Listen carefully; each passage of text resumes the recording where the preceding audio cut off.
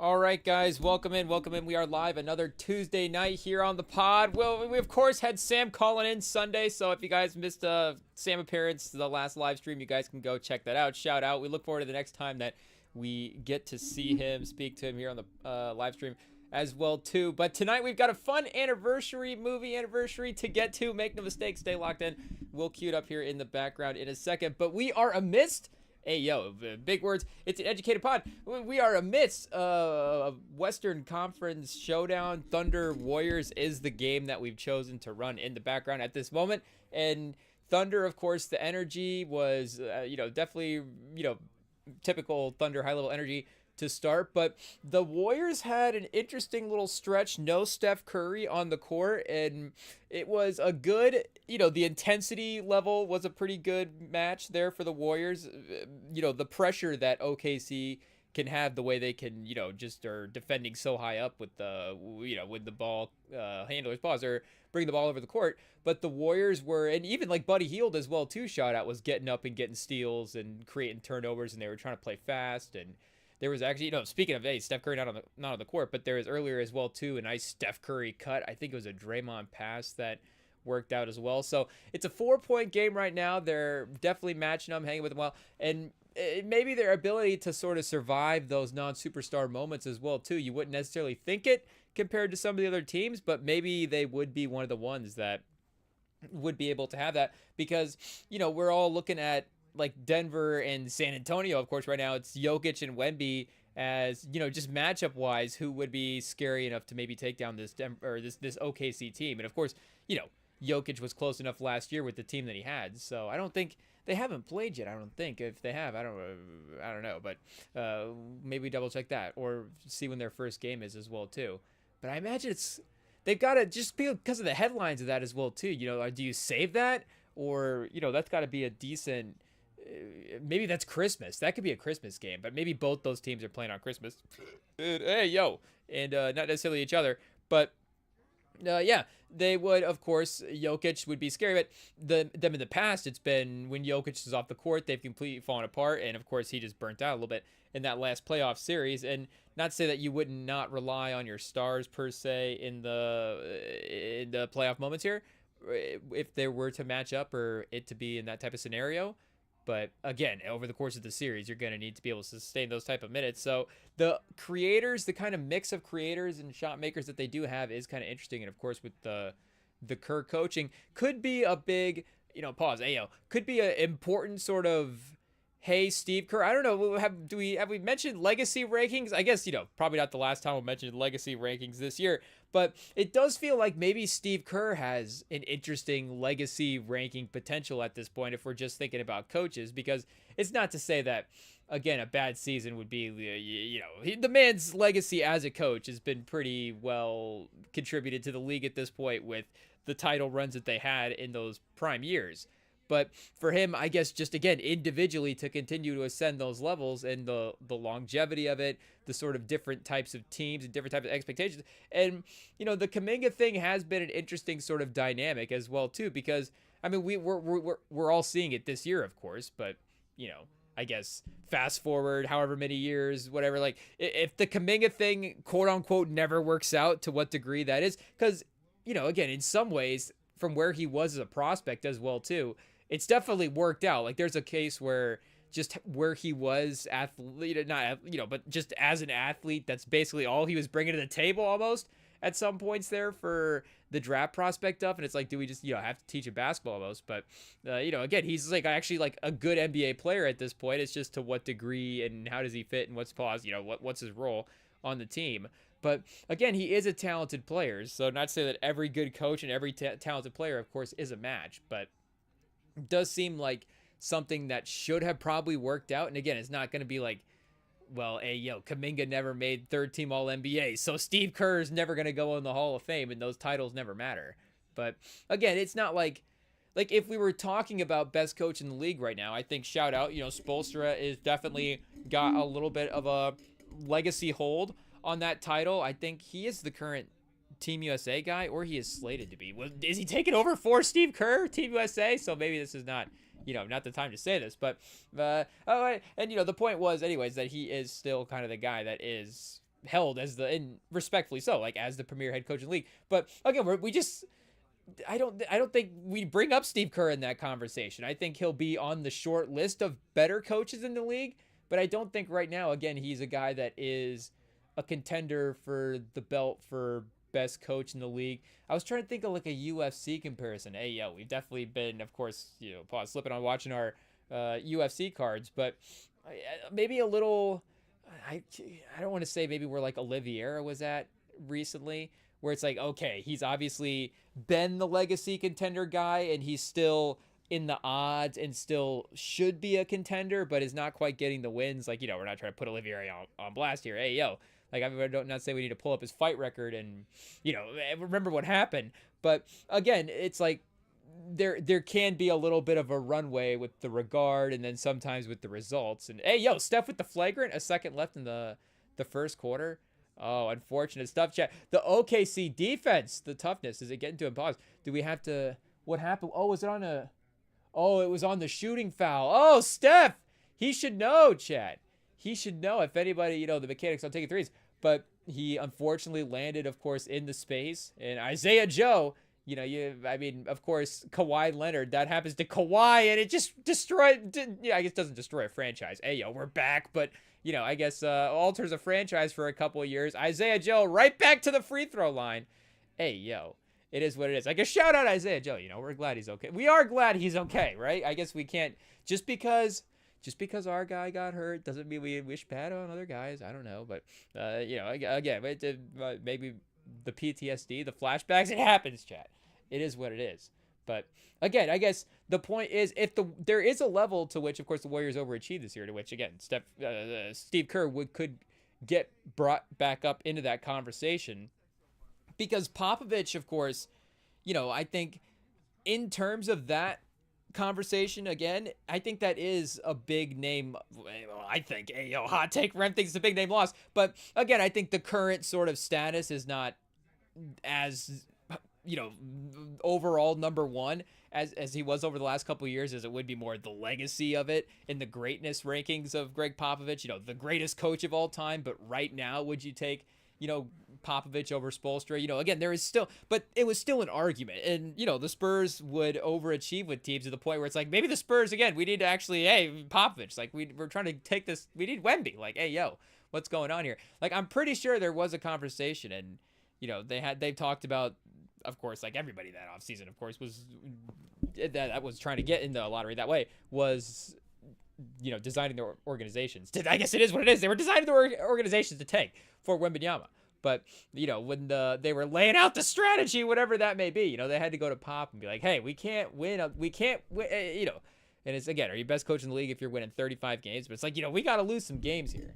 We got to at least be in that top 3 range.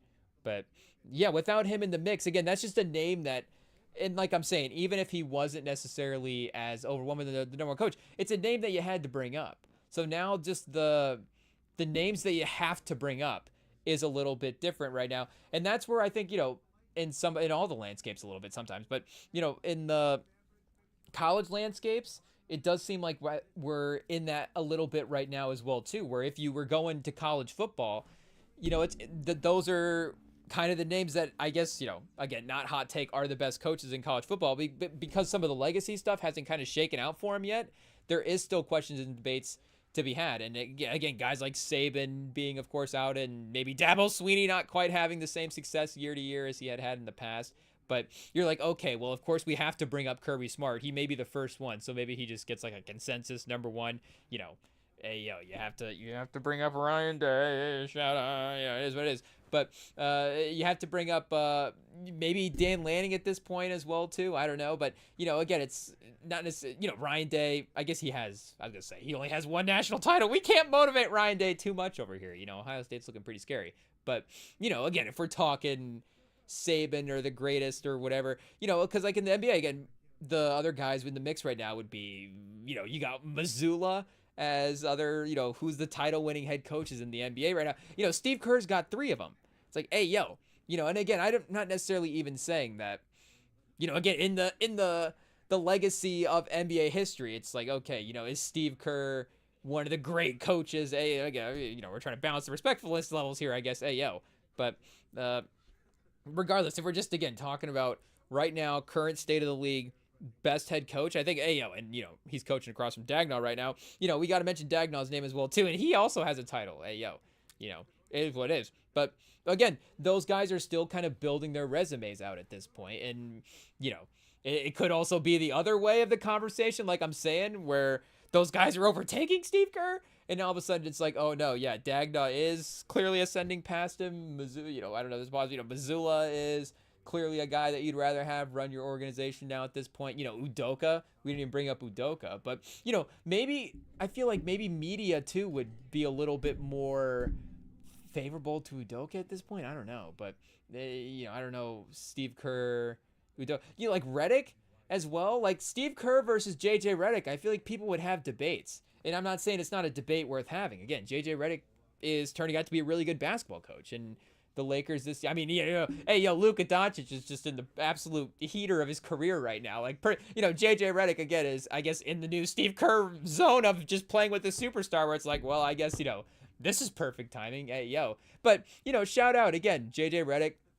We don't need to sit here and be like, well, the NBA thing was what it was, but there was, I guess, to at least start the NBA career for him, a little bit unfortunate here. Let's go look up the start of his career as well too, because he was, for his, of course, the course of his career, a guy that played a little bit. Hey, chat, I can't believe we didn't mention this already. Shout out, of course, R.I.P. the great Lenny Wilkens. Shout out, I guess JJ Redick. We'll get back to your page in a second, but I guess we got a detour here real quick. I guess passed away recently. Shout out. Like we said, hopefully, thoughts, prayers, of course, with the family. But 75th All Anniversary Team, Hall of Fame, both as a coach and as a player. I think it's safe to say that he's the only guy in the, I guess, is Bill Russell inducted as a coach? And if he isn't, he probably should be. I don't know how many titles Bill Russell won actually as a head coach, or, but again, even if he won so many as a player that if he won like 2 as a head coach, you're like, oh, well, I guess not. That's not that many. But okay, it's like, okay, any head coach in NBA history has 2 titles. It's like they're probably going to the Hall of Fame at that point, or pretty close. Is Rudy Tomjanovich in the Hall of Fame? I think he is now, right? As a head coach. Could Rudy Tomjanovich have been in the Hall of Fame as a player? I guess he was, he did have a decade-long career, so I don't remember exactly what year he had the injury, but he may have had enough seasons under his belt at that point to know whether or not what was going to happen. Wait a second, maybe Rudy Tomjanovich is not in the Hall of Fame as a head coach. Hey, is that true? We're not seeing it here on the page. I don't know if we need to pull up the Hall of Fame website and confirm, but I mean, it's 2025. I get you still want people to go to the Hall of Fame, and I don't know if we're throwing out free ideas here, but if there's not an interactive Hall of Fame, AI sort of tour that you can take, like, what are we doing here, chat? What are we doing? Maybe you even, I guess, am I gonna go pay for the AI Hall of Fame tour? Maybe not, but if you could go see the Hall of Fame on the website and just kind of scroll around, that'd be fun. And I'd still want to go see it. Again, does it make me less likely to like plan a trip out to the NBA Hall of Fame? Like, hey, like if I'm planning a trip to the NBA Hall of Fame, I'm going anyways. Like the interactive AI thing is not, not probably going to detour me at that point. So I feel like it could only encourage. It's like, well, now I got to see this in person. So I guess, and for the NFL Hall of Fame as well too. But shout out. I don't know if we go to the websites right now. Again, it feels like an idea that, should happen. It's like like the 3D house tours on like a Zillow or like apartments.com. Like we can't just have that. We can't have like an apartments.com for the NBA Hall of Fame and just pick a wing and just go through and see the, see the guys that are, see the Hall of Famers that are been inducted. But I guess that would be a good way then again to, verify whether or not Rudy Tomjanovich is in there as a coach. But he probably should be. I don't know. You win 2 NBA titles. I guess, Hakeem, shout out. It is what it is. But 1, 2, 3. Can you get in the Hall of Fame with 3 50-win seasons? Maybe. 56% win percentage. So, shout out. It is, again, borderline. I don't know if we need to go to the player stats, but he was a good player as well, too. So it's no disrespect. But, yeah, 9-time All-Star for Lenny Wilkens. The assist champ as well, too, in 69-70. And then in 70-71, All-Star Game MVP. Hey, So I feel like Lenny Wilkens, and again, respectfully, but I feel like he would get brought up. I guess it's not that he would get brought up in a list of guys that are like boring players, but he doesn't have, I would say, like a style that necessarily, of course, would, and again, respectfully, like transcend I guess, and maybe it's underrated. Like maybe the NBA needs to, maybe House of Highlights or something needs to start posted more Lenny Wilkens highlights. They're underrated. But again, he's not one of the guys that you would say is like a Pistol Pete or something.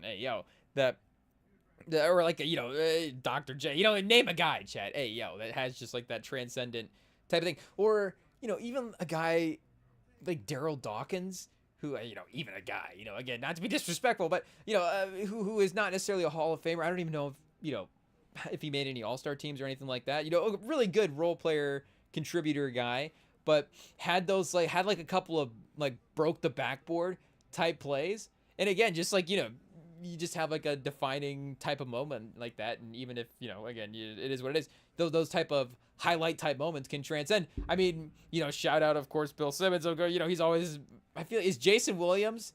I don't know if he's always taken, strays on the is a problem sort of conversation where it's like, are these guys, what is the level of the is a problem looking back in NBA history?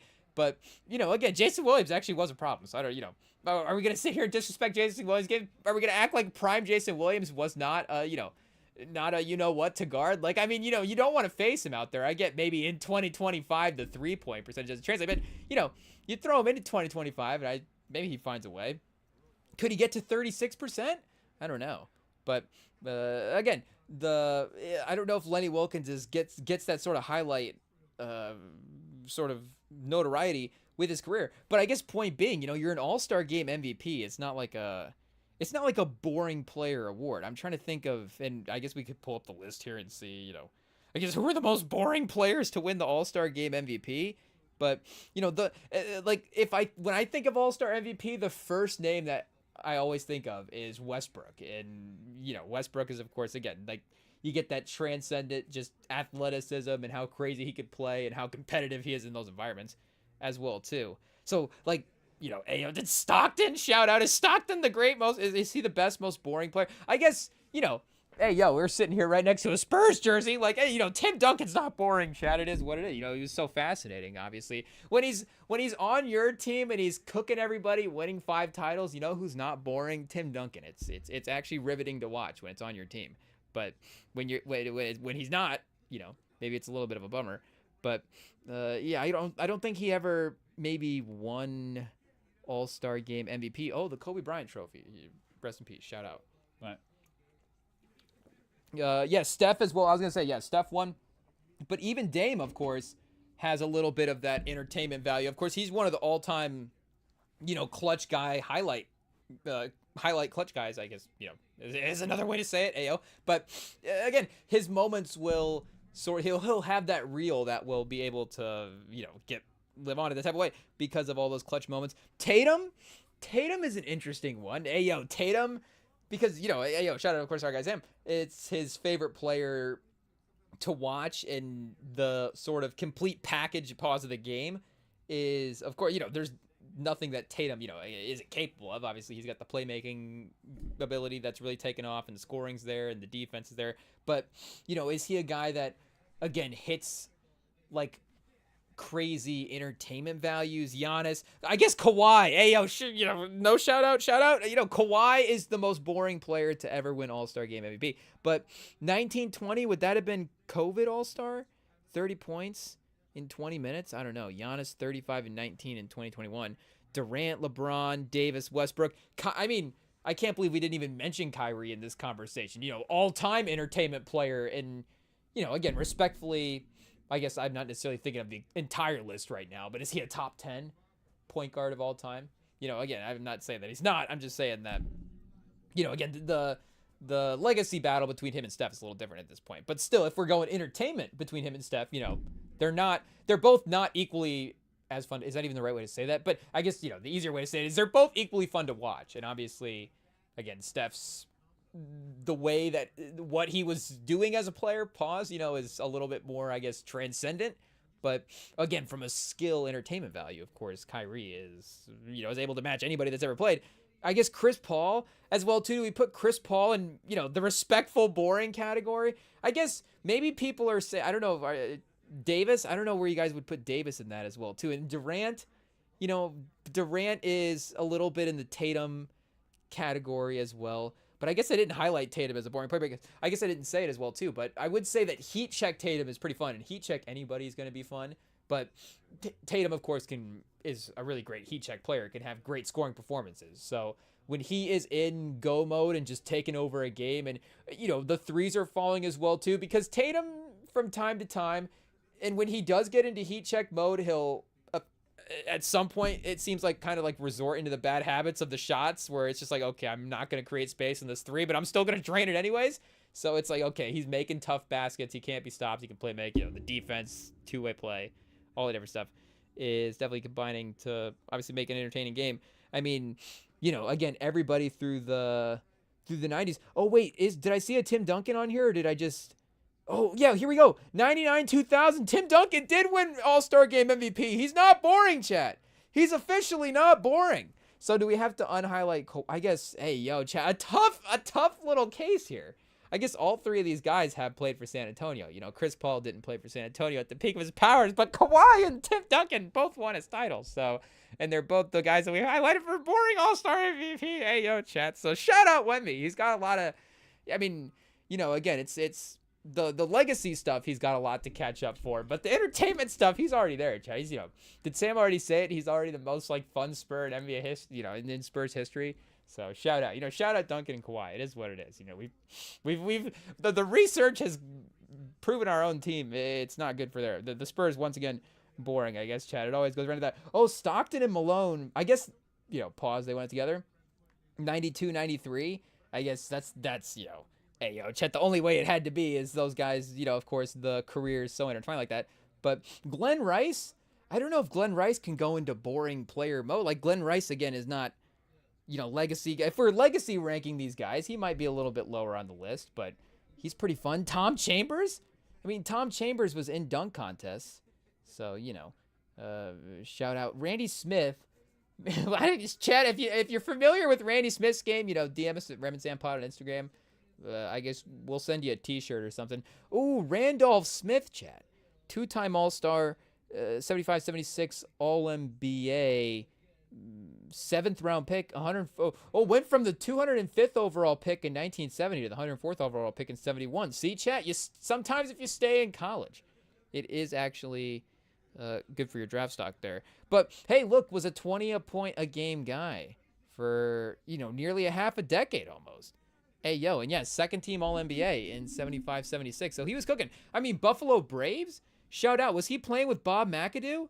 I mean, Iron Man Randolph Smith, and him and Bob McAdoo on the same team. Hey, yo, Chad. This 75-76 Buffalo team might be like a sneaky, fun all-time team. Jack Ramsey as the head coach. Okay, let's see here. We do get Bob McAdoo, year 3.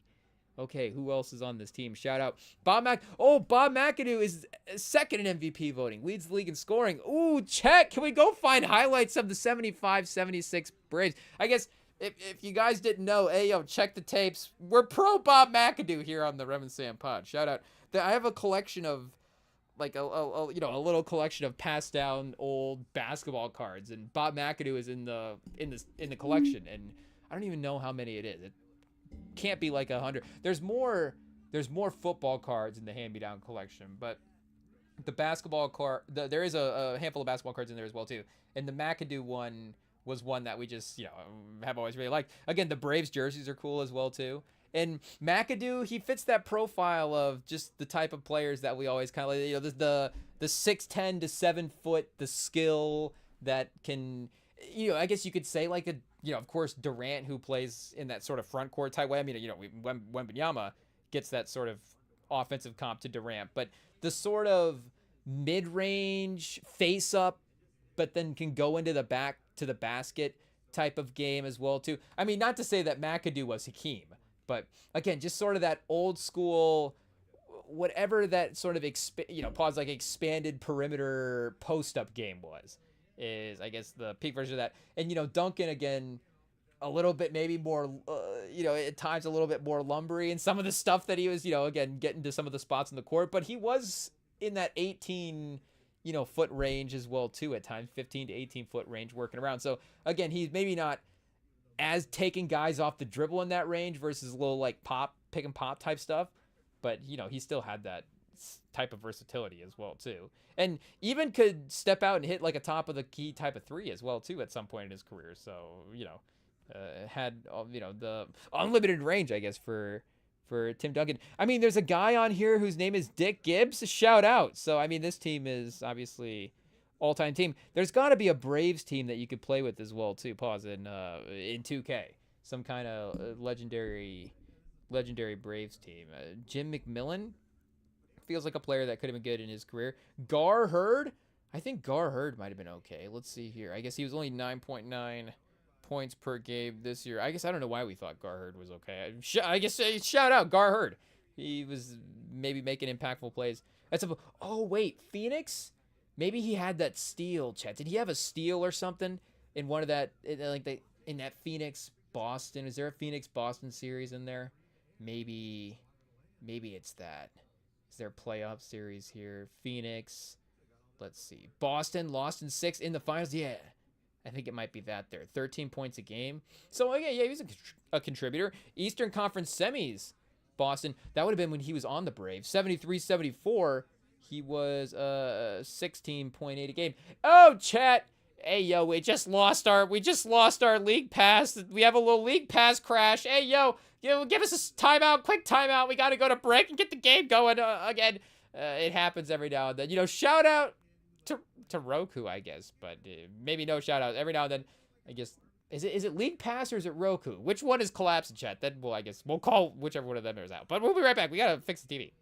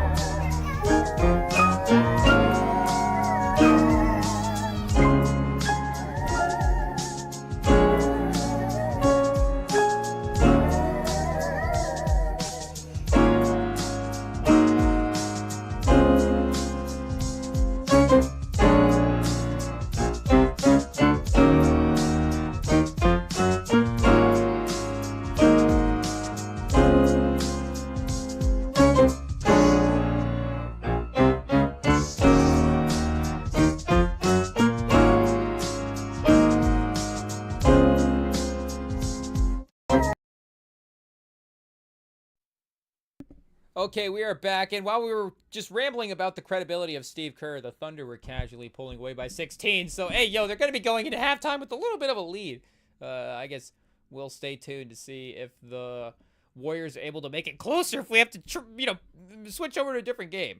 I don't know what's going to end up happening here, but I guess shout out to Gar Hurd. And, hey, yo, did we properly say, shout out RIP to Lenny Wilkins? Like we said, the great player coach. Again, I don't know if we can necessarily speak on his game, obviously, necessarily. But for us, again, as a guy who, looking at stuff for about NBA history, keeping up with the all 75 teams and lists like that, again, his greatness is obviously not to this point going recognized. And the point that I guess, is an important name to be brought up as well, too, kind of the basic stats for the career. You see 16, 4, and 6, and it's a good thing that he was able to make the all 75 team. I guess it doesn't say 50th. When was that 50th anniversary? I guess 25 years before the 75th one, but I don't know if he would have been on that team or not. Maybe just so yeah, just oh yeah, and 50th as well too. So I guess yeah, the All 75 was the most recent one. The 50th was the one in the 90s. We're locked in, chat. But yeah, so was able to maintain his status, I guess, as a top 75 player in the NBA between both of those lists. And again, it's no discredit obviously to Lenny Wilkens if the lists shape out differently every time they do it. But the league just adds so much more talent, and we've had so much more great players. And again, as well, not just the influx of offense. Well, I guess with the influx of offense, but the rise and just sort of the quote unquote skill as well too.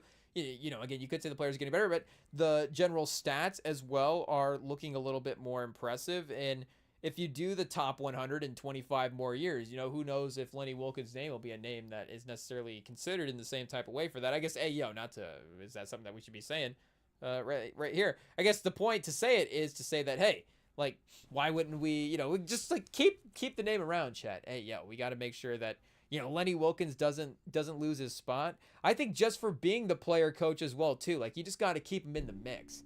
Like, he's too legendary of a figure in the NBA. I think great fashion as well too. I feel like is definitely something that we've heard about his game in the past.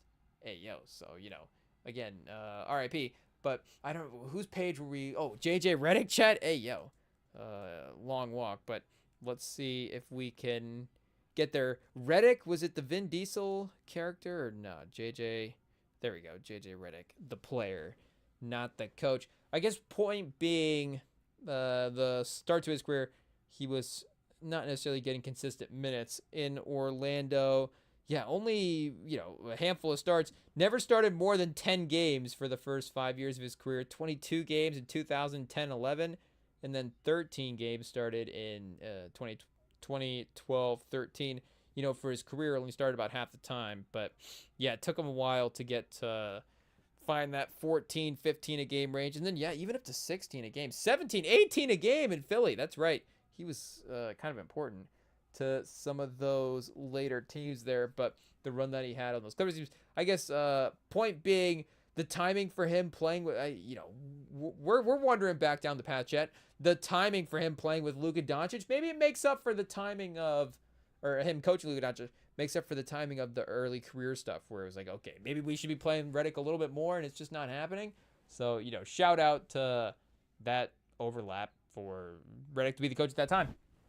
And they did play last night. So, yeah, they're not on the schedule for, I guess not later. But shout out. I think we got Denver versus Sacramento. And then Indiana versus the Jazz. So, Indiana making a little trip out west a little bit later after this. Toronto versus Brooklyn, I guess, is the closest game right now. Hey, Memphis versus New York. And I guess Boston, Philly. Shout out Boston.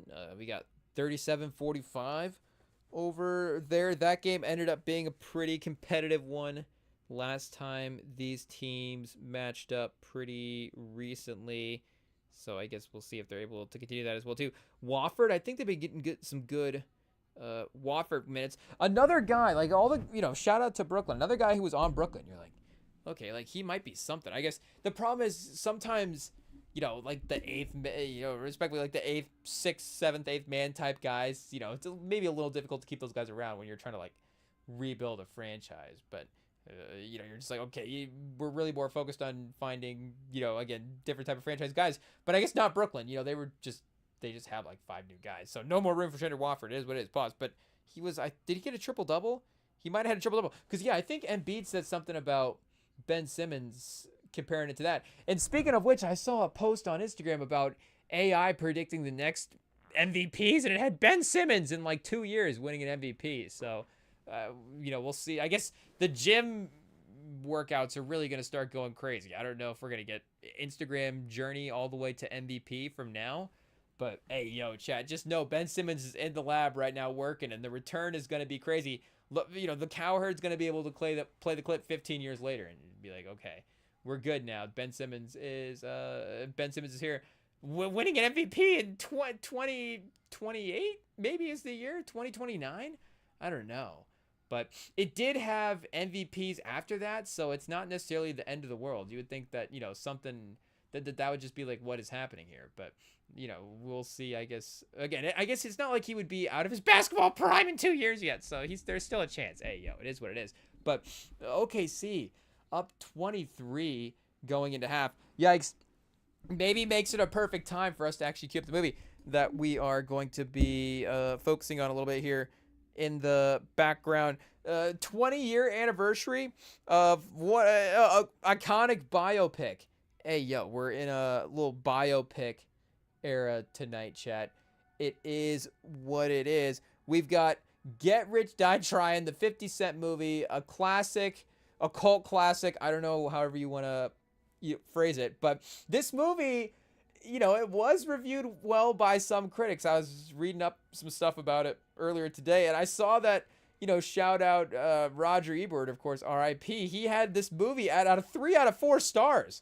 So just know, again, that there are voices, leading voices of cinema, from the past and I guess still to now that I don't know, Roger Ebert, I'm sure if he were, we'd get him back for one more question. We're like, would you still give Get Rich or Die Tryin' 3 stars? He's like, let's give it 4. Paramount Plus streaming era, give it one more star. We're like, yeah, Roger Ebert, he's locked in. But, this is, of course, a peak of those, I guess, maybe the peak of the rapper biopic era. I think it's the peak of the rapper biopic era because 8 Mile is still probably the peak of the rapper biopics. But I guess I would say, I said still probably it is. I don't know if we pull up a list here just to double check. But, and maybe, in that class of movie as well, too, is there one that's actually too good and I'm not, it's actually better than 8 Mile and I'm not putting it in sort of the 8 Mile category? I don't remember. But, again, this one for me anyways, I feel like I may have thrown this one on in the background a couple more times. I don't know, the similarities between the two, maybe it's just sort of like, if you're listening to Eminem more, you're going to like 8 Mile. If you listen to 50 Cent more, you're going to like Get Rich Die Tryin'. But, again, 8 Mile does get regarded as like an actual, I think, like good movie. Like this, again, it has to go into the cult classic sort of status. Like even if, I think even if it gets the credibility of an Ebert review, I think that's just, obviously, shout out. But, again, I think it's not necessarily the sort of same complete well-regardedness that, again, where you would think like maybe even like, I guess, I don't know if we say like transcendent movies, but because of the way that it does lead the pack a little bit in the style of movies, again, that movie does stand out in a way as well too. But with it following the same type of formula and with it having a lot of, beloved characters, I guess, characters, but also the actors themselves as well too, just a lot of beloved people in this movie. Like there's no way that this is not just a fun watch. It's not, it's not pause. It's not too long, chat. I guess we could get crazy there with, probably some 50 Cent jokes, but, it gets you under 2 hours. So it's not necessarily, again, like an overcommitment, as well too, but it does, I guess, set the tone for a lot of modern filmmaking that we're getting in 2025 as well too, because I forget, wait, who's the guy that directed this, movie? The guy that wrote this movie is, oh, there we go. His name's on the screen. Shout out Terrence Winter, written by, let's see, did we get it directed? Jim Sheridan. Perfect timing, chat. So Jim Sheridan, not maybe the most familiar. I'm not the most familiar with his entire filmography, but I think he is a little bit of a artsy biopic type of guy. So in that sense, the biopic sense, it is like, okay, that makes sense for the crossover there. Terrence Winter, I'm not exactly sure. We could go back and double check. I'm not exactly sure what he had adapted before this. I think maybe some TV stuff. And then he ended up, but he ends up doing the screenplay for The Wolf of Wall Street, and then he's the dad in that movie as well too. So if you need a face for Terrence Winter, it's the dad in The Wolf of Wall Street. I mean, he's great in that movie as well too. I don't know what's better, the screenplay or his performance in that. And I guess that'd be an interesting one. It is a great screenplay, but it is also just so many great actors. And then Scorsese movies, and this is, Scorsese being able to get this sort of feel out of the movies, there is just a casualness to the actor interactions in the movies that it does feel like it could be a lot of, I mean, Goodfellas is obviously the ultimate example of this, where you feel like there is just a level of improv that is going on. And again, I'm sure there is obviously for that movie if we were going into the research, but I guess to give Terrence Winter, some credit, as well too. That movie. You have to give him respect. That movie is a great movie, and I guess this one as well too, to continue to add to the Mount Rushmore of great Terrence Winter movie screenplays. Hey yo, Terrence Howard right away, just getting crazy with in the robbery chat. If you want to make a guy a bad guy in a movie, always have him. There's always a kid, and there's always hey yo, but it's like the guy in Heat where the guy picks him up as the shield and tries to run away with him. It's just like, okay, Terrence Howard, settle down a little bit. And there's a couple, again, shout out to Terrence Winter as well too. Again, the Wolf of Wall script, the script on Wolf of Wall Street is great, but maybe there's a couple of lines in this movie where you're like, okay, Terrence Winter, like, what are we doing here? Like, Terrence Howard just being like, Terrence Winter, Terrence Howard, what a combo, Chad. Hey yo, but he's just like, I kill people. That's what I do. Hey yo, I guess we're quoting the movie, YouTube. Don't take the live stream down. But I'm trying to even remember. We'll get to of course the Terrence Howard part of the. How does he meet 50 Cent at some point in this movie as well too? Off the set of Hustle and Flow, straight into the business with 50 Cent as his manager. I guess. Hey yo, a little spoiler alert for later. But he's just passionate about I guess good business. Hey yo. Or just business. I don't know if it's good business, but I guess the point being with what we were saying about modern cinema as well too earlier, modern cinema, again, educated pod, but we get the movie starting with the end of the movie. So I guess spoiler alert, not spoiler, and I guess maybe not the end of the movie, maybe like the middle of the movie. So I don't know, is that better or worse? I feel like that is of course a trope now that is definitely something that is I don't know if it's becoming more popular or if we just kind of had it happen a couple times in some of the bigger movies, but of course Sinners had that happen. The Frankenstein movie we just watched had that happen, and I'm not saying that those are some of the only newer movies that we've seen for 2025, but it's like, okay, we're only checking out a couple of them, and there is a little bit of a same formula here, and there is something to that, of course, of how do we get back into this moment here as well too, because I think, and 2005, of course, is a little bit different than 2025, but you do have the conversation now of that sort of attention span, and you get people in a movie theater. There is that sort of, you would assume that commitment to sitting down and watching the movie. But the idea of course, I guess maybe the rewatchability, the stuff hitting streaming, whatever, and I guess that Frankenstein movie as well too was for Netflix, so maybe there was a little bit of that being informed as well, even though I think there was a theatrical release for that. But there is something to that, hey, we have to kind of show them what's going to happen a little bit later, so they're invested in, like, hey, maybe I say they, like, hey, I'm sitting here part of the audience, but like, show the audience something that happened, so we need to stick around to figure out how we get back to this moment. But it is a good tactic here in the 50 Cent movie as well too. Again, I definitely have thrown this one on more than 8 Mile, so I don't remember. Does 8 Mile start with the end of the movie?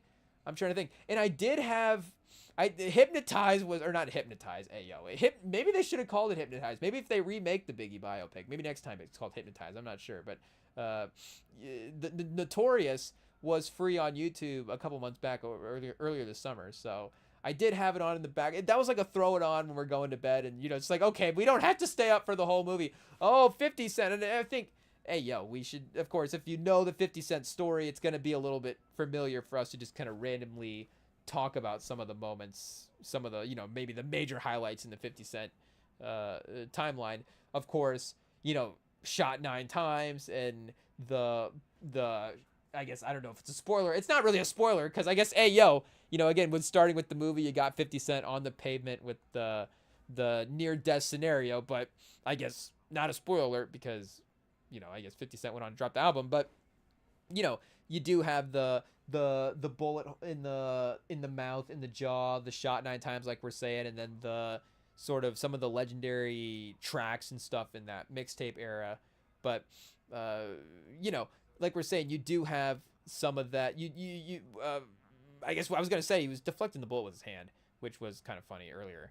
But yeah, it's gonna be easier, like we were saying, to follow along with some of the random stuff, I guess, that happened in this movie. I don't think that this movie is, again, necessarily like a biopic. I think it is a little bit more, and I don't know if this is the Terrence Winter just kind of being like, I'm just gonna kind of follow what I think should be a screenplay versus like, hey, like, are we again like following what 50 Cent is saying for formulating this movie? But again, I don't know if this is necessarily supposed to be like, I should say, a 50 Cent biopic, or if it is just kind of that movie, obviously, about a up and coming star, and he's trying to make his way as a rapper and trying to sort of, navigate the home life, navigate, what other kind of business that he may be pursuing.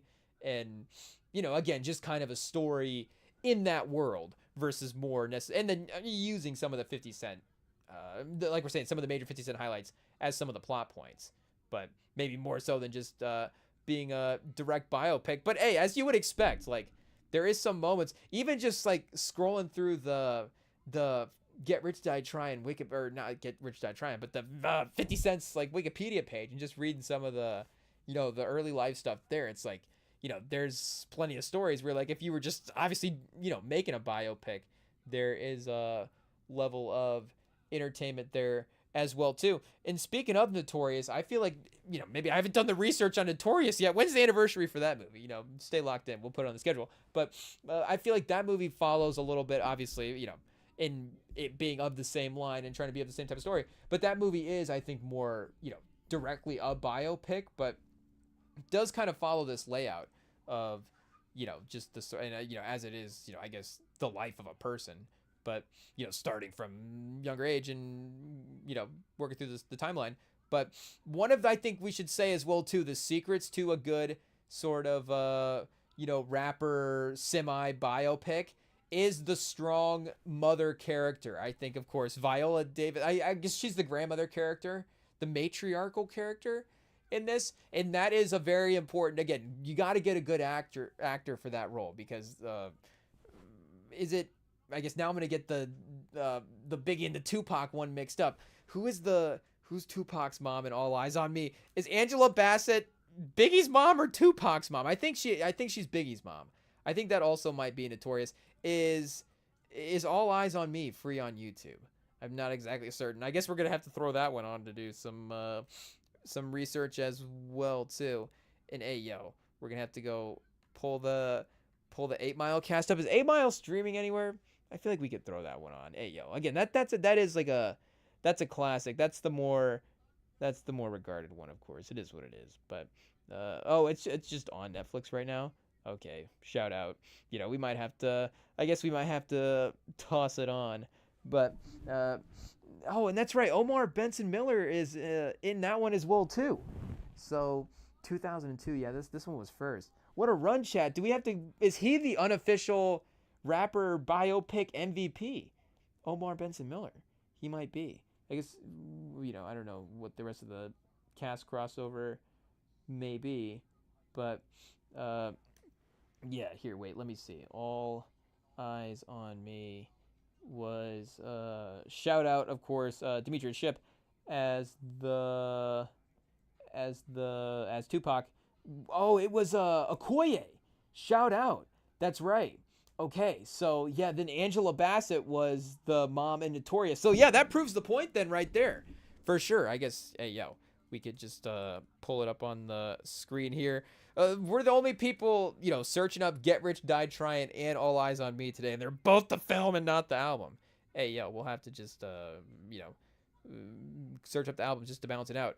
But yeah, the mom was Okoye from Black Panther. Shout out. So chat. I mean, you see, even in the press conferences, he almost make it just like, I'm trying to think what else he has been in as well too. Is he gonna get one of those problems where it's like, probably more than just this, but where you're like, is he gonna be too defined as Tupac? Where can he get other jobs? Is he like Jennifer Aniston from Friends? It's like, again, I maybe some other stuff going on there, but shout out. So, again, shout out to Viola Davis in this, of course, as well too, as the grandmother character, and maybe a little bit more limited screen time than some of those other ones, but still, some of the other actors in the roles that we mentioned. But still, okay, there we go. We accidentally looked up the album. There we go, chat. Okay, so we're back in the normal wave of things. Can we find the film? Okay, now it's buried the film. Oh, wait a second. Get Tryin. What's the name of this thing called, chat? Hey, yo. Here we go. 2005 masterpiece starring 50 Cent in his film debut as well too. We should mention. Oh, chat. Yeah, Bill Duke is in this in a little bit. Okay, yeah. This I mean, it only gets better, chat. It literally only gets better. But yeah, his film debut. And speaking of, I guess, maybe not just rapper biopics, but rapper actor careers. I know we've had a couple of cameo performances. Oh, wait. I just hit fast forward on accident. I'm trying to turn up the volume. Hey, yo. Okay, whoa, we're skipping ahead too much here. We gotta just, okay. I think we may have mistimed this a little bit. Hey, yo, all due respect to, the people involved in the creating of Get Rich Die Trying. Okay, we're back in some version of the same time spot that we were. But yeah, I know we had, of course, ASAP Rocky in Dope. I guess ASAP Rocky in Highest to Lowest as well too earlier this fall. So ASAP Rocky is in the lead right now for actor rappers. But yeah, I don't know if that's necessarily how the power ranking would play out. I think if you're ranking like total careers, I guess is Ice Cube the number one? Ice Cube might be the number one box office rapper. Actor, I guess Will Smith. Hey, yo, it's probably Will Smith. But I guess, but is Will Smith whatever is equivalent as a rapper, or he counts. So it's like Will Smith and then Ice Cube, and then maybe Tupac versus Will Smith as an actor.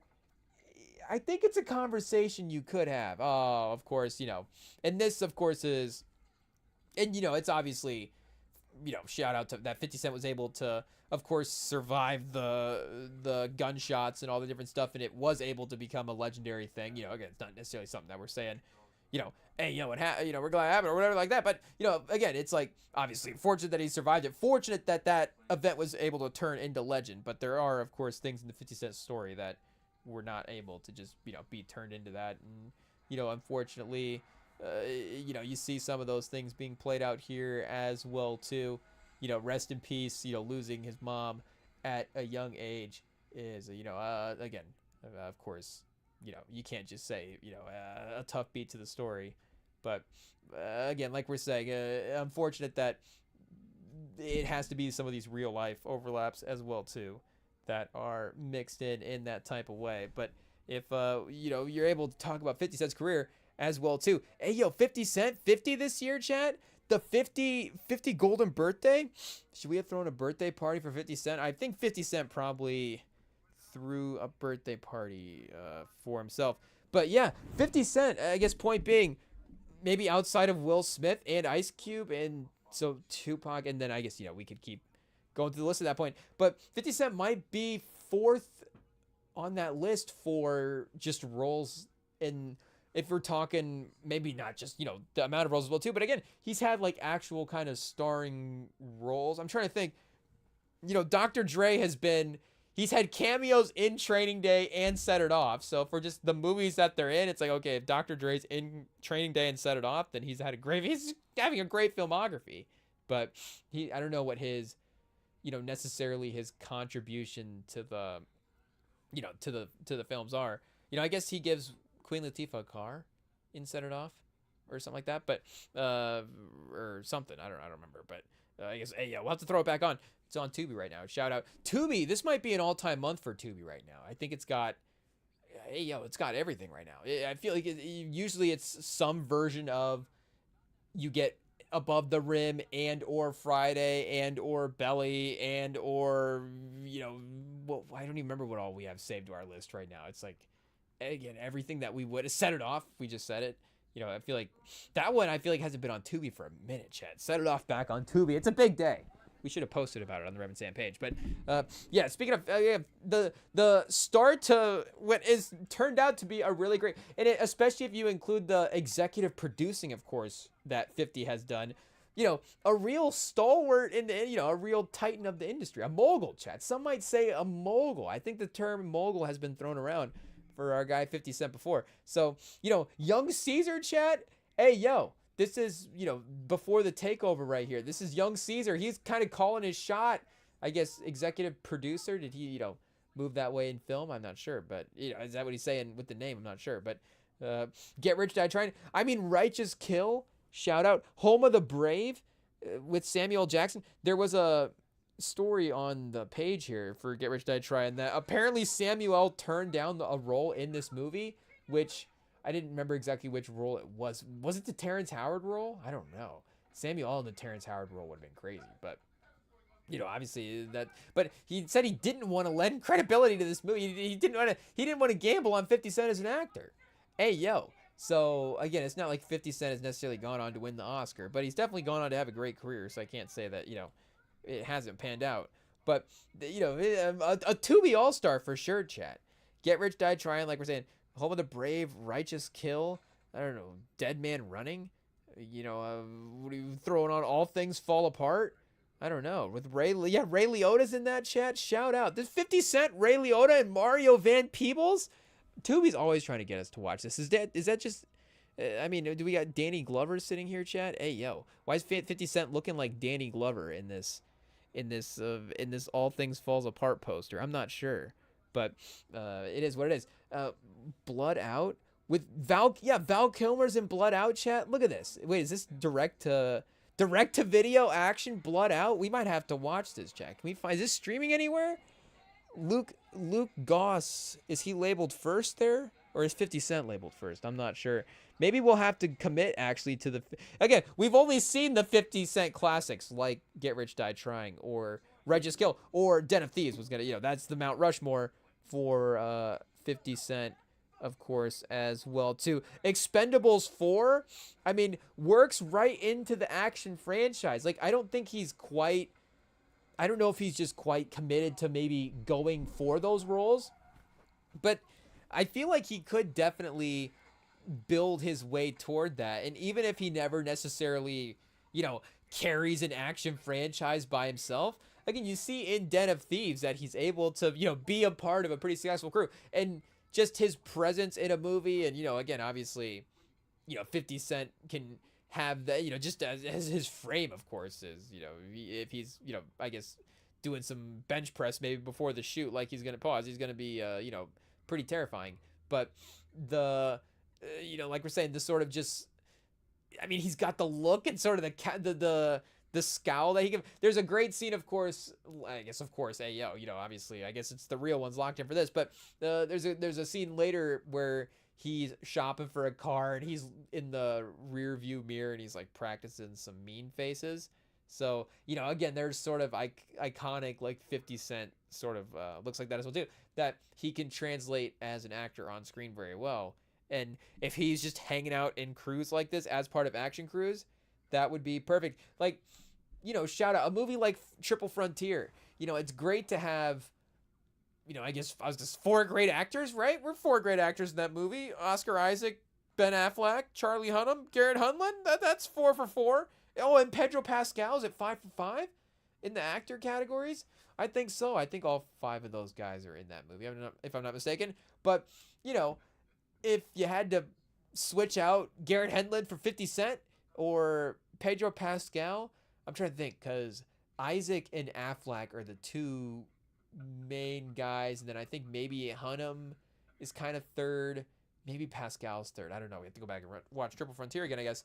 But if you just switch one of those guys out for 50 Cent, you're like, okay, that makes perfect sense. Or like he proved already, him being a part of a heist crew, or if it was a little bit more of a, maybe not a brute force heist crew like the Den of Thieves Heat type of crew, or if it was maybe more like an Ocean's 11 type of crew, he could definitely play a role in that as well too. Again, I don't know, maybe, it is what it is. Maybe there is a version of it where in the best movies that he's going to make, it is, an ensemble cast. But I guess the point is he does have a little bit of, and I don't want to say direct-to-video superstar potential, because that does sound like, and especially in 2025, like if something is direct-to-video in 2025, like does it, what does that even mean? You don't even make DVDs anymore. So that just means somebody like, is printing it off at their house. They can't get it on streaming. So, that's a different level of down bad.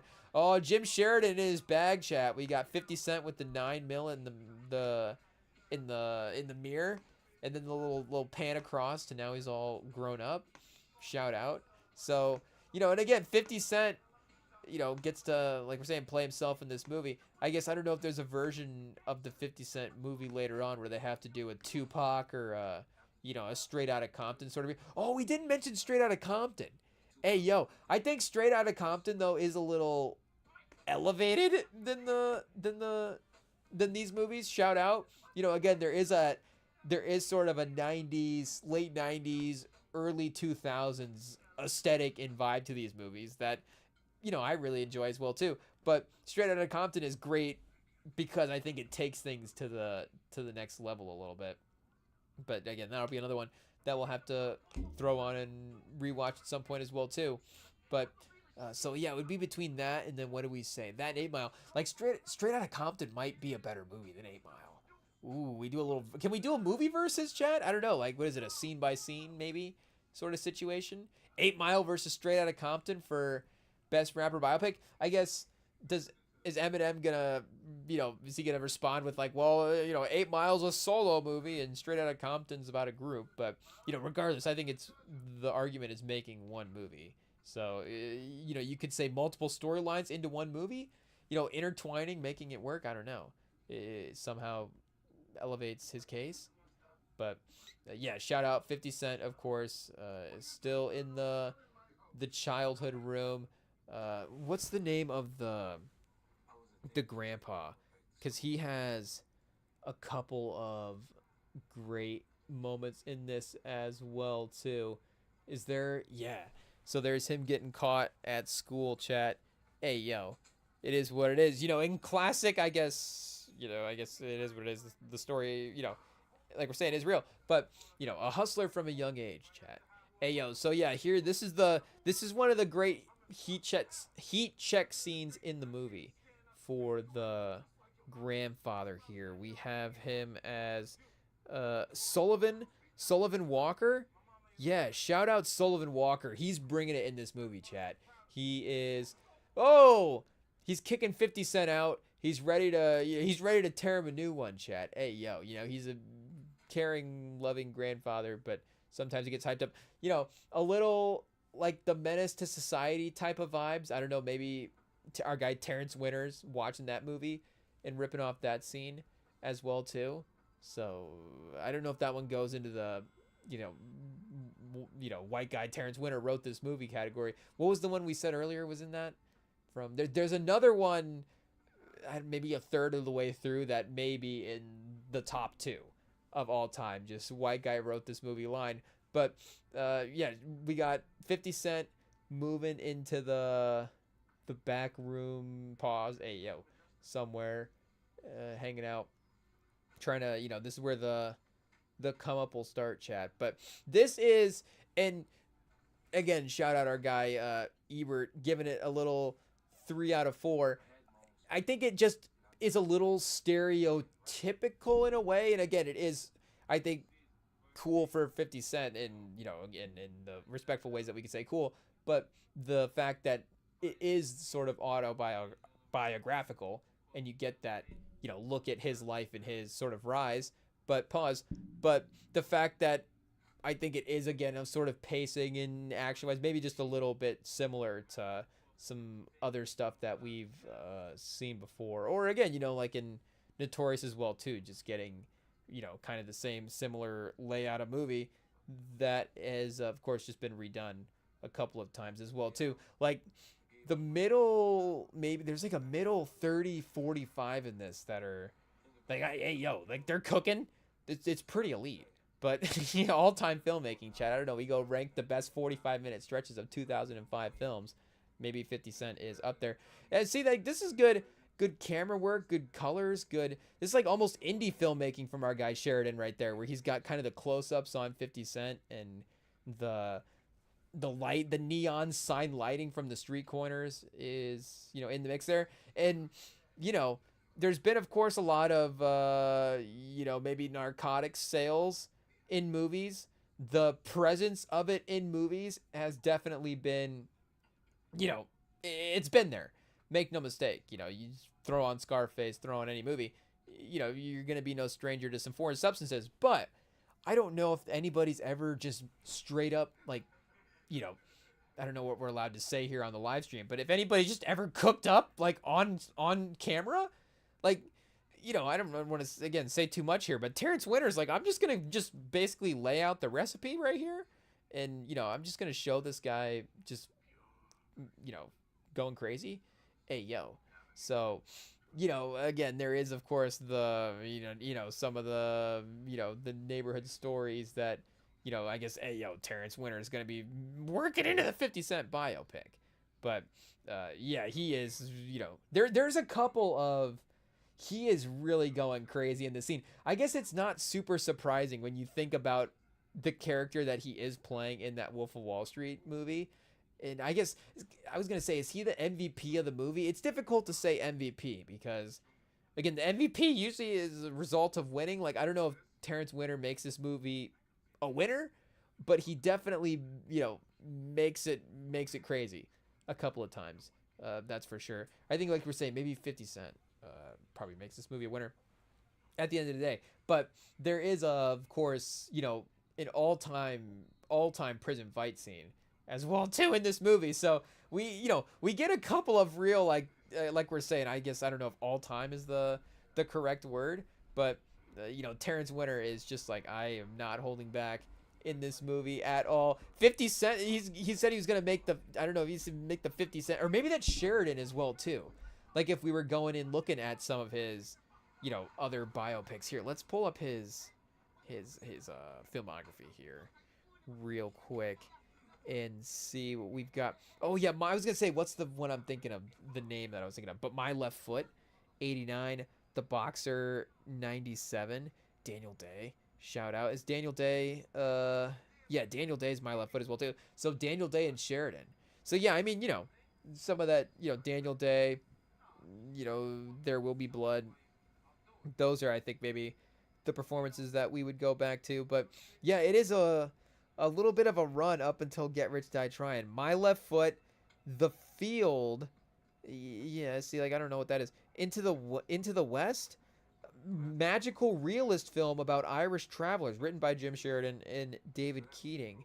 Oh, directed though, he wrote that one, not directed. Wrote and written In the Name of My Father, biological crime film. Maybe we need to watch that one, chat. Crime film gets us hooked, Some Mother's Son. So is he only working with Daniel Day? So is Sheridan good or is Daniel Day good?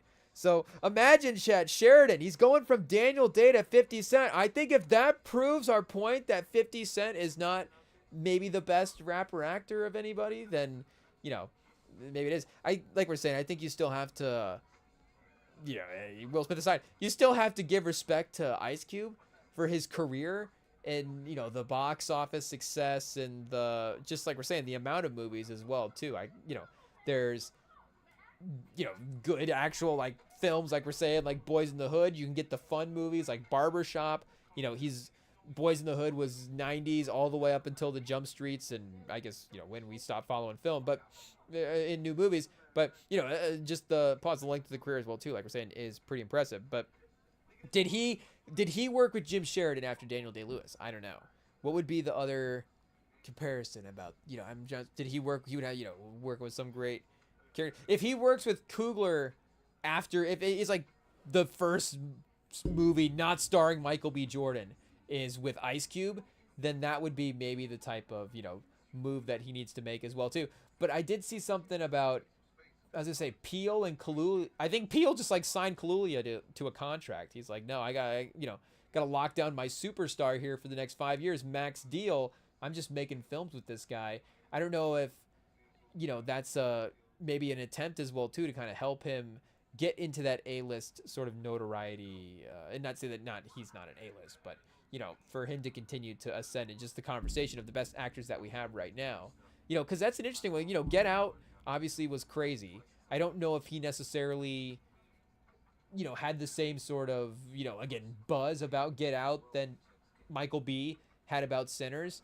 It did seem like at the end of the day, if we had to pick one winner for Get Out, it would have been probably Peele, who really was the major character, or I should say figure, that was the most sort of notable of that project.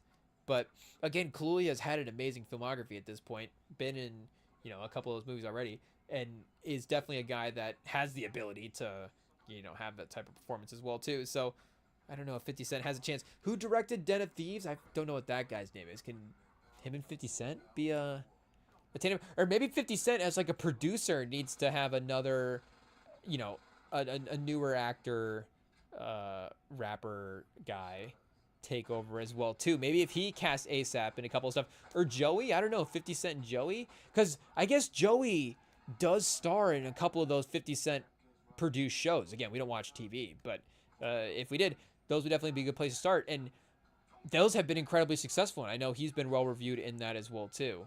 So that could actually be like, if I guess, producer actor opens up a different conversation, but it does, again, at least include them. So this gets a little, almost American gangstery as well too. So what did we see? We get the indie films of Jim Sheridan. We've got the rapper autobiography of 8 Mile. And then we've got the sort of gangster crime drama of An American Gangster, which did, of course, that movie was 2007. So that movie was after this, I think. But, well, I guess was 2007 after 2005, but I think that movie was 2007. I don't think that was like a sneaky 2003 or something like that.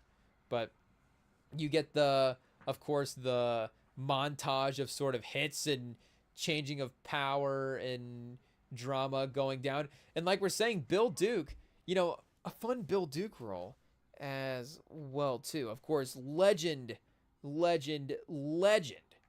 for his performance in the first Predator movie, which we still need to go see the new Predator movie as well too. Maybe we need to get it while it's in theaters and to help support as well. So, I don't know, get that box office number up. That first week number. Let's see here. Can we get a filmography list here? Car Wash, American Gigolo, Commando, and Predator. No Man's Land. What's this one here? Oh, Charlie Sheen. This looks like a fun movie. This is a cool poster. I don't know. There's no way that's not on Pluto or Tubi at this point. But that Action Jackson, Street of No Return, Bird on a Wire, and then Mel Gibson and Goldie Hawn, and then Menace to Society, and then Sister Act 2. That's so. I mean, he doesn't have a miss in here, chat. He does not have a miss. I mean, Bill Duke might have had a perfect start to his career, honestly. Susan's Plan, Payback, Foolish, maybe some of these movies starring Master P and Eddie Griffin. Hey, a 1999 comedy drama. That might be a one to put on the watch list as well too. Exit Wounds. He's in Exit Wounds, and then the Get Rich Die Trying is the resurgence. It's got to be, chat. Is this the 2000s resurgence of Bill Duke? I think it is. Is this his? Well, it's not his best role since Predator, but is it a top?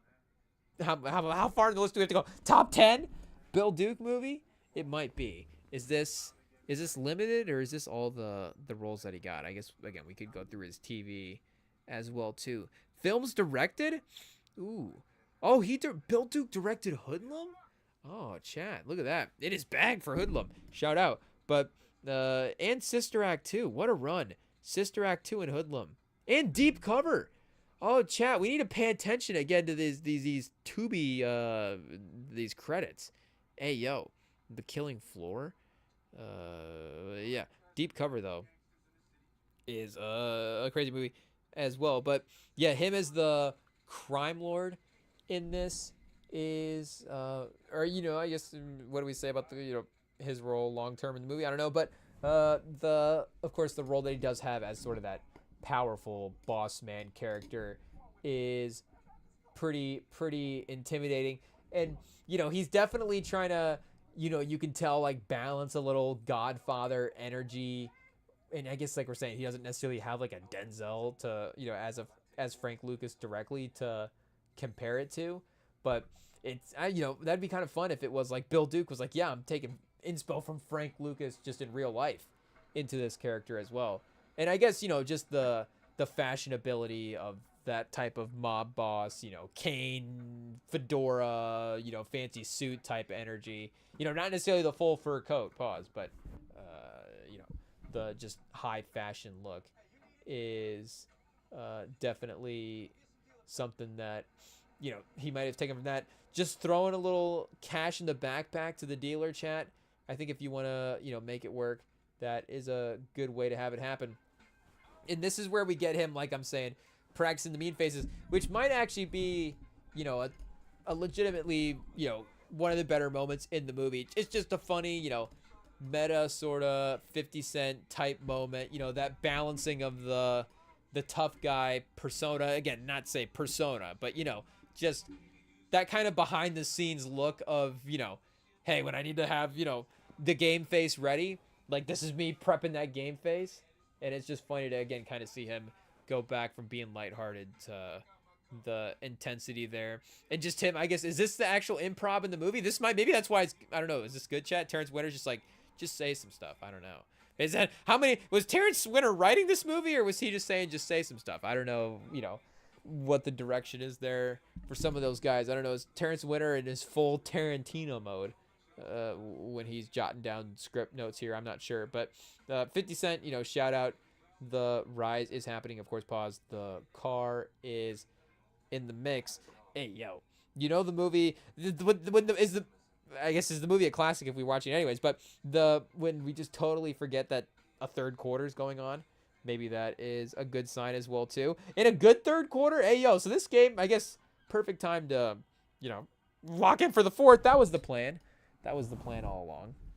So Boston, we'll see if they're able to close it out here. Dominant third for Boston, 30-17 so far. I don't know which one's catching up, because right now the league pass on the screen is in a game break. So I guess we probably know the ESPN is catching up right now with the speed of the results going in. Or it's just Boston just proving that they're playing at a crazy pace. Like you see Jaylen Brown's just ripping through free throws. He's like, I don't even care. Just let me get the shots up. Pause. 69. No! Did we get a 6-7, chat? Let's see. 69. I guess they got 68. So 6-6. 68. Oh, nope. They skipped it. Shout out. Maybe they did that on purpose. It's Philly. They're tired of it. I don't know. But I feel like once we start being conscious of it, you know, yeah, I don't know if just by looking at us, we would qualify for old man status. Maybe not yet. But the sort of internet presence that we have, you know, in our personal lives and what we're consuming online, I guess, you know, in terms of us keeping up a trend, I should say, you know, once we start hearing about trends, that probably means they're on the, you know, the back nine. Pause for the lifespan of that trend. And then once I start actually thinking about it and actually like, okay, you know, it's a part of my, you know, it's a part of the references that I can make now, then it's probably dead. Like there's no way that 6-7 is I guess it might still be, chat. I don't know, because I was at work and there was somebody that was, you know, giving us a phone professionally.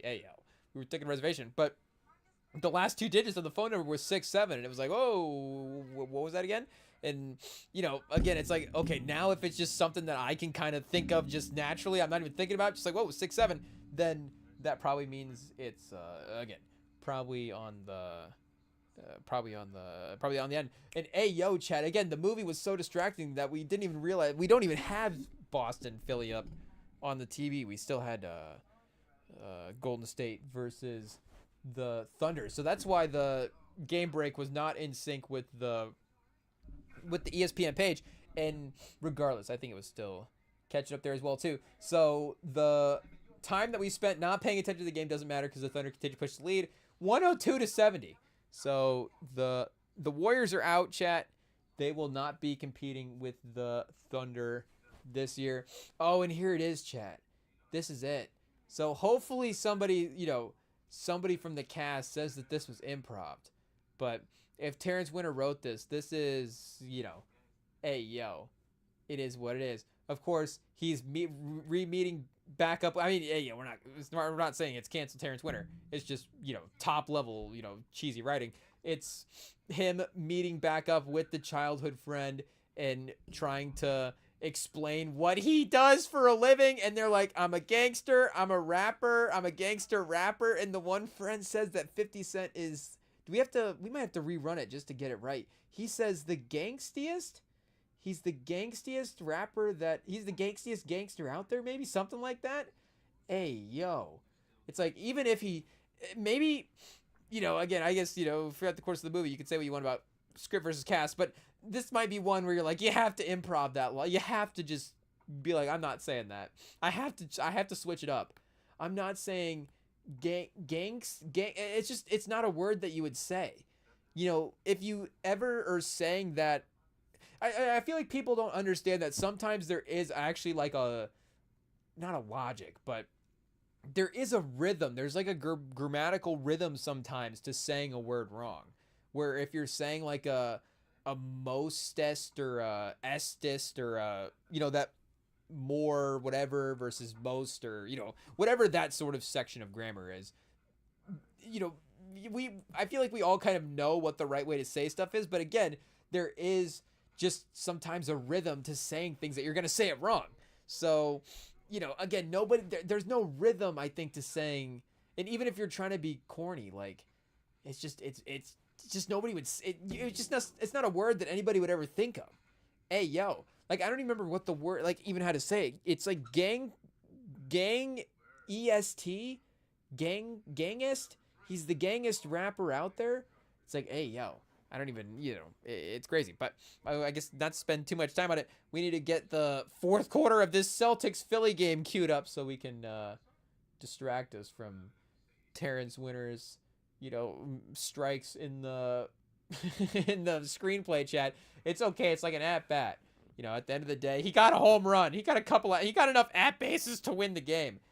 Shout out. But, oh, that's right. This game's on Peacock.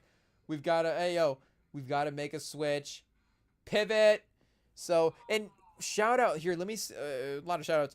We got the guy that plays Majestic, I want to say, if I'm getting his name right, who is one of the gang member leader guys in this movie. Adewale Akinwue. I mean, hopefully I'm, saying his name right. But he is, like, again, like, actually good in this movie. I think, not to say that nobody's not actually good in this movie, but he does have, you can tell, I think, maybe in the moment, sort of. I guess you have Terrence Howard as well, too, but Terrence Howard is in it for so short, and he's just, again, just being unhinged in this movie as well, too. So there is a calmness in the performance where I think him and Bill Duke, and again, you do have Samuel, of course, turning down the movie, so there is a name value there that you're not able to get. But you're still able to get, like, really high quality people, like we're saying, like that are able, just really good performers that are able to bring it for, again, a decent movie. So he is maybe not the name value of some of the guys, but he still is great in the role, and I think he could have a run as well too. I mean, it does seem like a lot of TV in there. So, a Thor: The Dark World appearance. What is he in the Thor movies? I forget. But yeah, it looks like Game of Thrones. You got his Dark Materials. Oh, he's in Concussion as well too, the Bourne movies. So I don't know what he's got on the books, but I don't feel like I've seen him around recently. So again, this is 2005, so 20 years ago. Hey, there's maybe a little turnover in the talent. You never know, but it wouldn't be surprising for him to continue to build into a different part of his career as well too, and for the notoriety, just the sort of status in the industry as well, to continue to have that added gravity to it. So yeah, Concussion in 15, Belial, Suicide Squad, Wetlands Farming, The Marlowe, The Union in 2024 is his recent run. Secret Level of Voice, My Dad the Bounty Hunter of Voice as well too, and then his Dark Materials season 3 2022. So yeah, it does seem like we're saying it has maybe slowed down a little bit in the last recent years. Ace Ventura: When Nature Calls, shout out. And then the Bourne Identity as well too. There's definitely something else that maybe Thor: The Dark World is what I'm thinking of. I don't know. 2014 Annie, maybe something like that.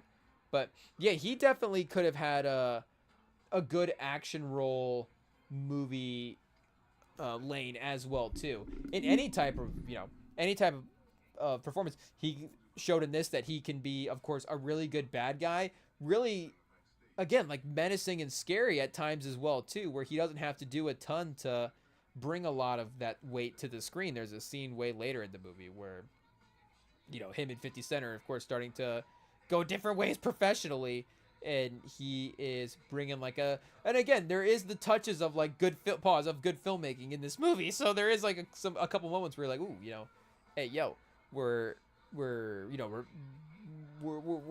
picking it up a couple notches here. But yeah, he is super underrated as well too. And like we were saying as well, our guy Omar Benson Miller, shout out, who, speaking of, actor runs 20 years later, Sinners, is definitely having maybe the best 2025 of any of the actors on this cast. Probably. I mean, again, probably movie of the year. Awesome in that as well too. Giving off some Forrest Whitaker vibes. I don't know, but could Omar Benson Miller have been in Species as an empath? I'm pretty sure he could have pulled it off. Pause. And I'm not saying, again, shout out, Forrest Whitaker is an Oscar winner. So I think he's an Oscar winner, or nominee at least. So Omar Benson Miller, Oscar nominee. He could be a sneaky Oscar nominee. Again, I don't think he's high enough, respectfully, high enough build in Sinners to get an Oscar nom. There's going to be at least 2 supporting actor noms before that in, Delroy Lindo and Canton. And then, would the actor that played Annie's character probably get a Best Supporting Actress nom for her side, even though that wouldn't compete, with Omar Benson Miller, just in terms of the movie recognition. There'd probably be another one there as well too. Maybe a couple other. But again, not to say that his performance is the lacking performance or anything like that. It's just sort of his role in the film, and those other guys just, again, absolutely bring it as well too. Delroy Lindo is unbelievable in that. But yeah, Omar Benson Miller, shout out. He is a great role player like that. And the thing, like we were saying, Forrest Whitaker could go back and forth, pause a little bit, in being a sneaky lead guy. Like, I don't know if you would ever think of necessarily like, Forrest Whitaker, like I'm gonna, force my movie starring Forrest Whitaker. Like, I've really dreamed of this script my whole life. But there is, if you go through the casting process and you're like, hey, yo, Forrest Whitaker is just tearing up the reeds for this part. Like, it wouldn't be the most surprising thing in the world to see him have a really good audition process, I guess, for something like that. Like, he does have sort of that that, I was gonna say, like gray area talent. Like, it's not like, a bad thing. It's just, again, it's that a struggle. Like, you could even make the argument about where we're standing at right now, just in general, for anybody being at that, way the actors were at the A+ and the ways that they were before. But, we still have those sort of top leading men type of characters. And Forrest Whitaker, of course, did have the moments where it's like leading man, but also, like we're saying, if he is, not necessarily has to be the 4th guy in a movie, but if he's a supporting guy in a movie, it is a good use of the talent as well too. Of course, Joy Bryant, chat. Hey, yo, really bringing the movie to life with her appearance in this as Charlene. I mean, 50 Cent putting us on a little game here, chat. Hey, yo, teaching us a little song. I guess if you want to sing to, hey, yo, if that's a move, it's definitely not a move that we've ever tried. Like, singing somebody a song, it is a crazy move. Like, you do have to be, I guess you don't have to be 50 Cent, but 50 Cent, or I don't know, it really is, of course, a limited list. Maybe it's just the, hey, yo, confidence is everything, chat. But I feel like you don't have to channel your confidence into a song. It is what it is. You can there's definitely other avenues to display it. But if you do need some lyrics in a pinch for some reason, you do have the lyrics of the song here for 50 Cent. And if for some reason, again, they would know that you're stealing from the Get Rich Die Tryin movie, it would be a good shout as well too. It'd be a good, hey, yo, it'd be a good thing to recognize. Be like, oh, the lyrics, pages, what am I trying to think of, lines? lines from the Get Rich Die Tryin' movie. Like that'd be pretty hot. So, yeah, you'll just a little something to keep in mind there. If you guys ever need a song, hey yo, like I guess karaoke is a little bit different than like a full because I guess you could kind of pivot karaoke into a serenade if you really wanted to go that direction, or I guess we had a crazy voice as well too. But if you're just like, no, let me just full just play a song right now, pause, then pause the full if you're just gonna go play a song, just commit to that. That is a different level. But of course they were also calling back a memory as well too, so that's a little bit different.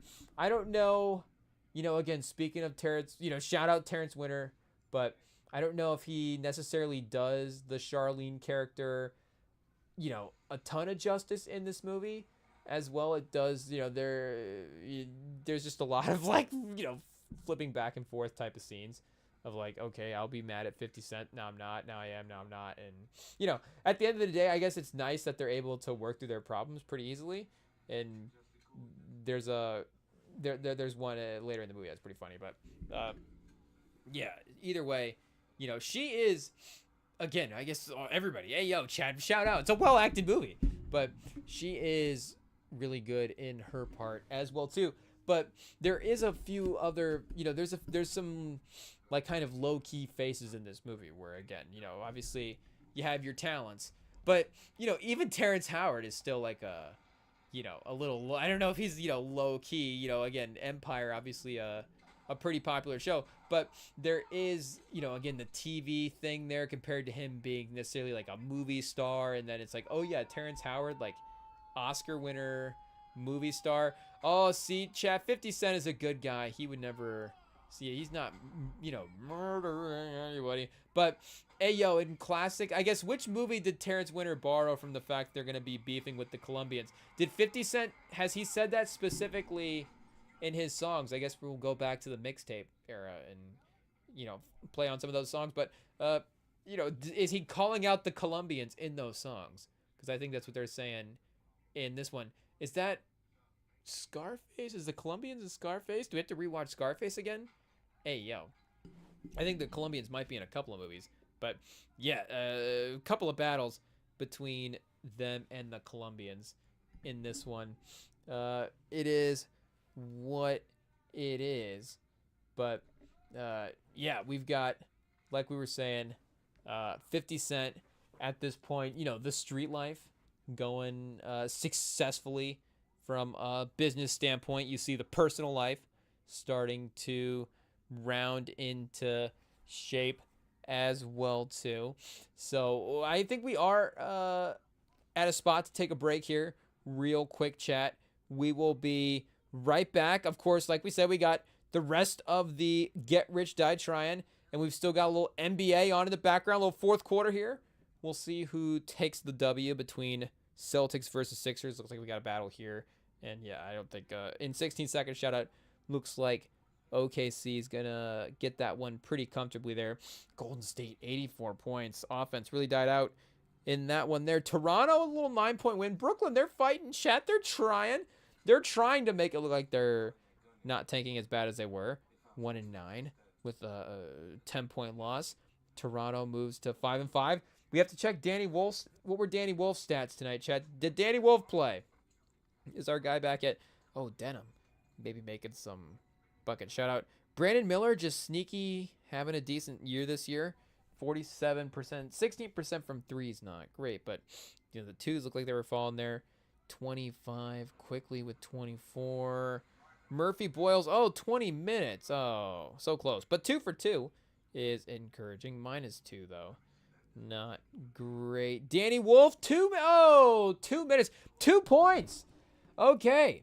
So we got to look up Danny Wolf's per 36. Is he getting, and he's getting to the free throw line. I mean, he might be the most efficient player in the league. He never has to take a field goal, and he's going to score 36 points in a game. I mean, chat, lock it in. Danny Wolf, this will be the, well, I guess, it'll be difficult to top that type of advanced metrics. That's for sure. But yeah, this is just the start for what'll be a great career from their first round draft pick, Danny Wolf. Don't underrate it, chat. Denham, 16-5. Denham is good. I don't know if he's good defensively. We need to actually watch a game, but offensively, it seems like he can maybe make some stuff happen. Again, I don't know what that means. You know, we go back and look at the redraft stuff, but maybe we pull that back. A little Igor Denham stat catch up on the other side, chat. Were the Nets right? Up next.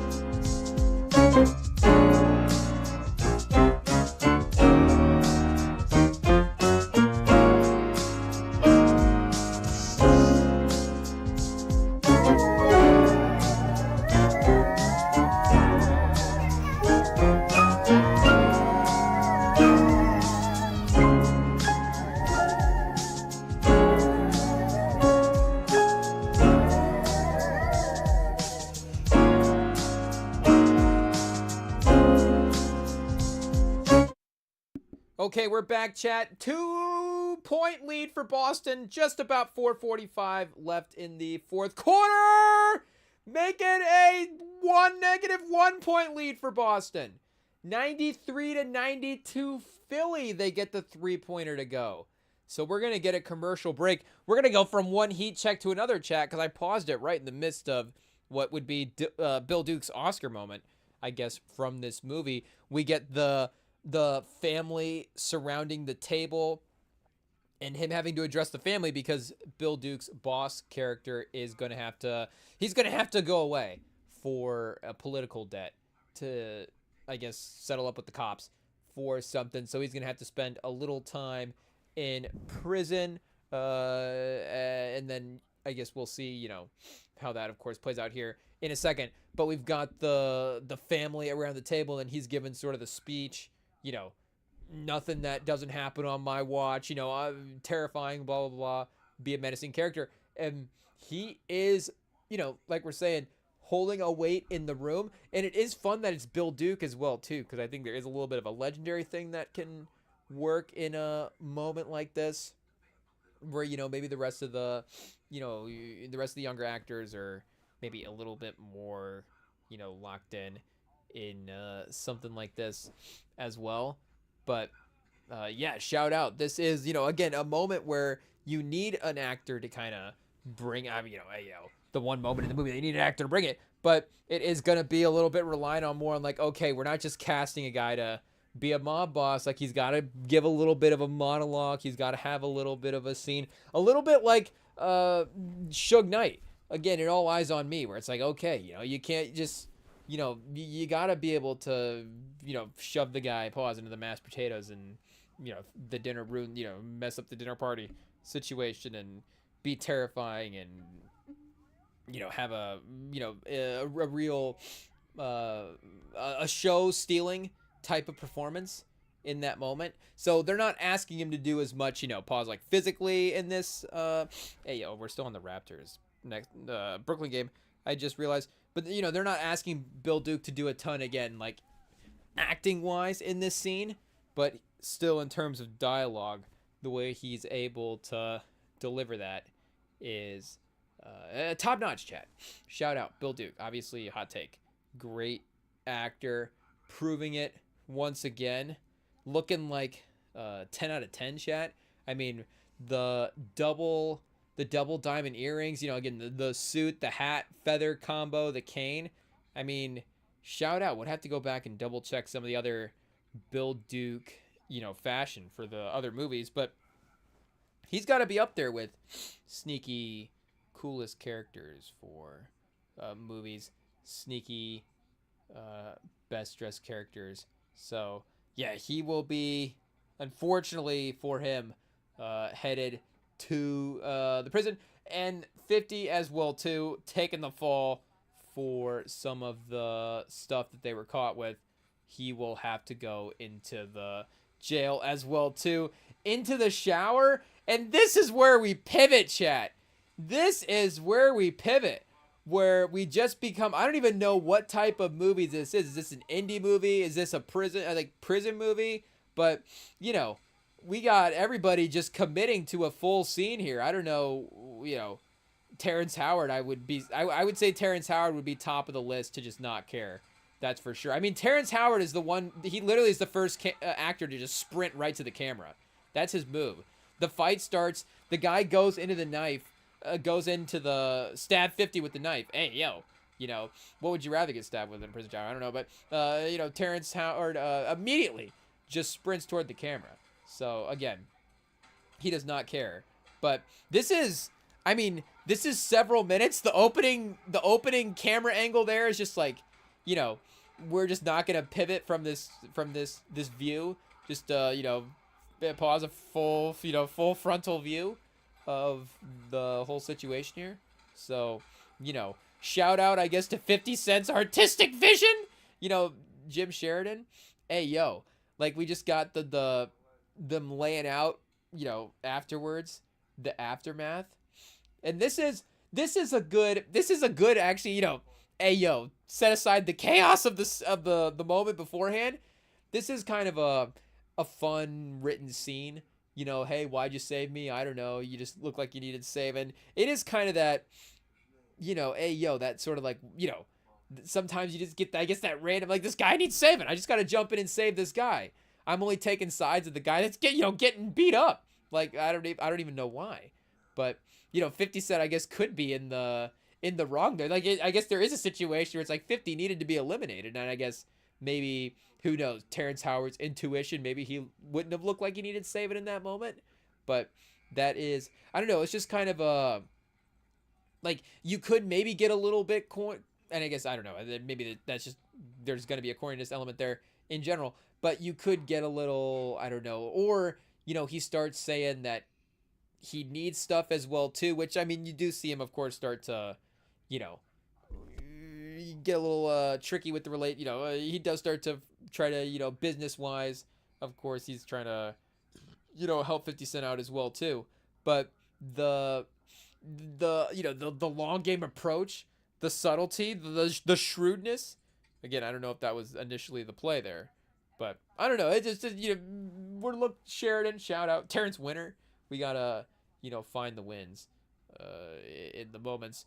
So, again, Terrence Winter, we get the toss in the razor blade under the door to 50 Cent. I thought they were when I first watched this, I thought they were gonna go with like a 50 hiding the razor blades, and I guess I should pay attention. Do they bring that back up later? I guess I guess for some reason I'm thinking they don't, but of course, as he's explaining, it's a little bit more of a pivoting moment for 50 to choose what he wants to have happen with his life. Of course, the razor blade is that they toss under the door is for for something else. But I thought they were gonna go with like him like again like hiding it under his tongue or something, because I thought that was something that he could that should we look that up? 50 Cent razor blade. I mean, he does, of course, Pacers fan. 50 Cent razor blade. Let's see what happens here.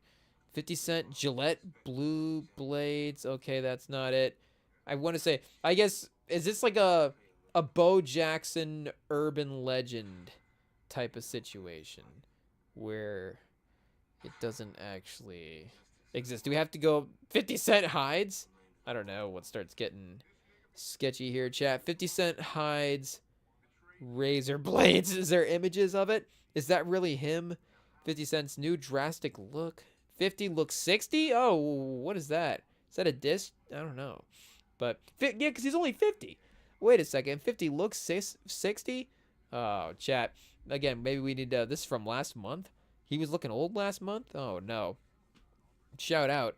But, yeah, I guess there's nothing definitive. There's no, like, article about 50 Cent hides razor blades under his tongue or something. But I thought, or, in the, like, I guess, where do you hide a razor blade, chat, in your mouth? Hey, yo.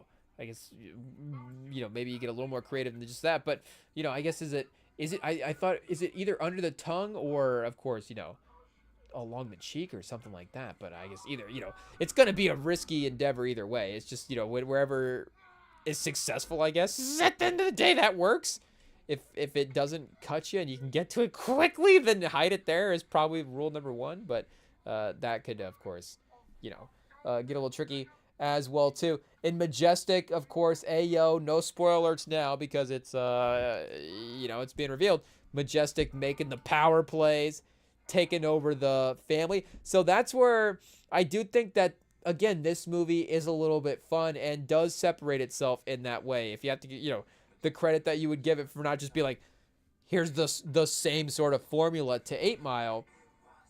And again, I could go back rewatch it. I could be wrong, but the movie that I remember is that rise of him being, of course, him being an artist, and he may have to choose some path at some point, but of course you end up with the rap battle, and it is more, the artist journey focused there throughout the course of the movie, where, again, this is, like, kind of just pivots into a crime movie in the middle here, where the whole Majestic takeover, and, again, we saw some of the earlier stuff as well too, and some of the mixing in of the hits and just the way they were playing that out earlier. But again, the fact that this just takes over what this movie is I think a really good stretch of this movie.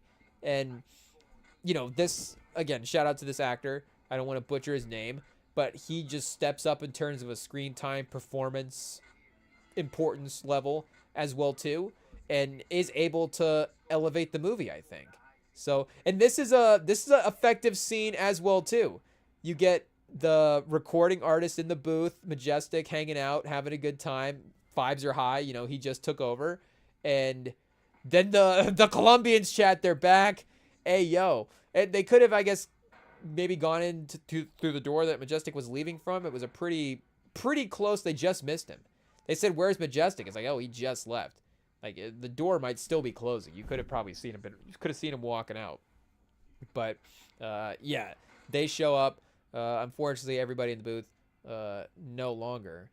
But yeah, it is stylistically a different way that this movie goes. And if we were just choosing movies in general, obviously maybe the crime action movie type is going to be something that maybe we're going to watch a little bit more. So if you're going to be able to mix it into the autobiographical story as well too, and have those elements in there, then like we're saying, and I'm not just sporadically throughout, but like this portion of the movie is, like we're saying, turning into American Gangster all of a sudden.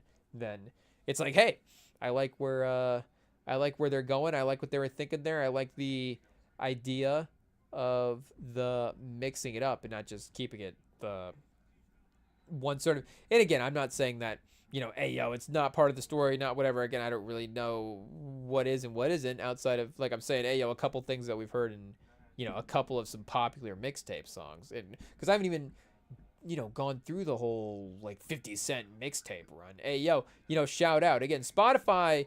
Like fortunately 50's got us well fed on Spotify.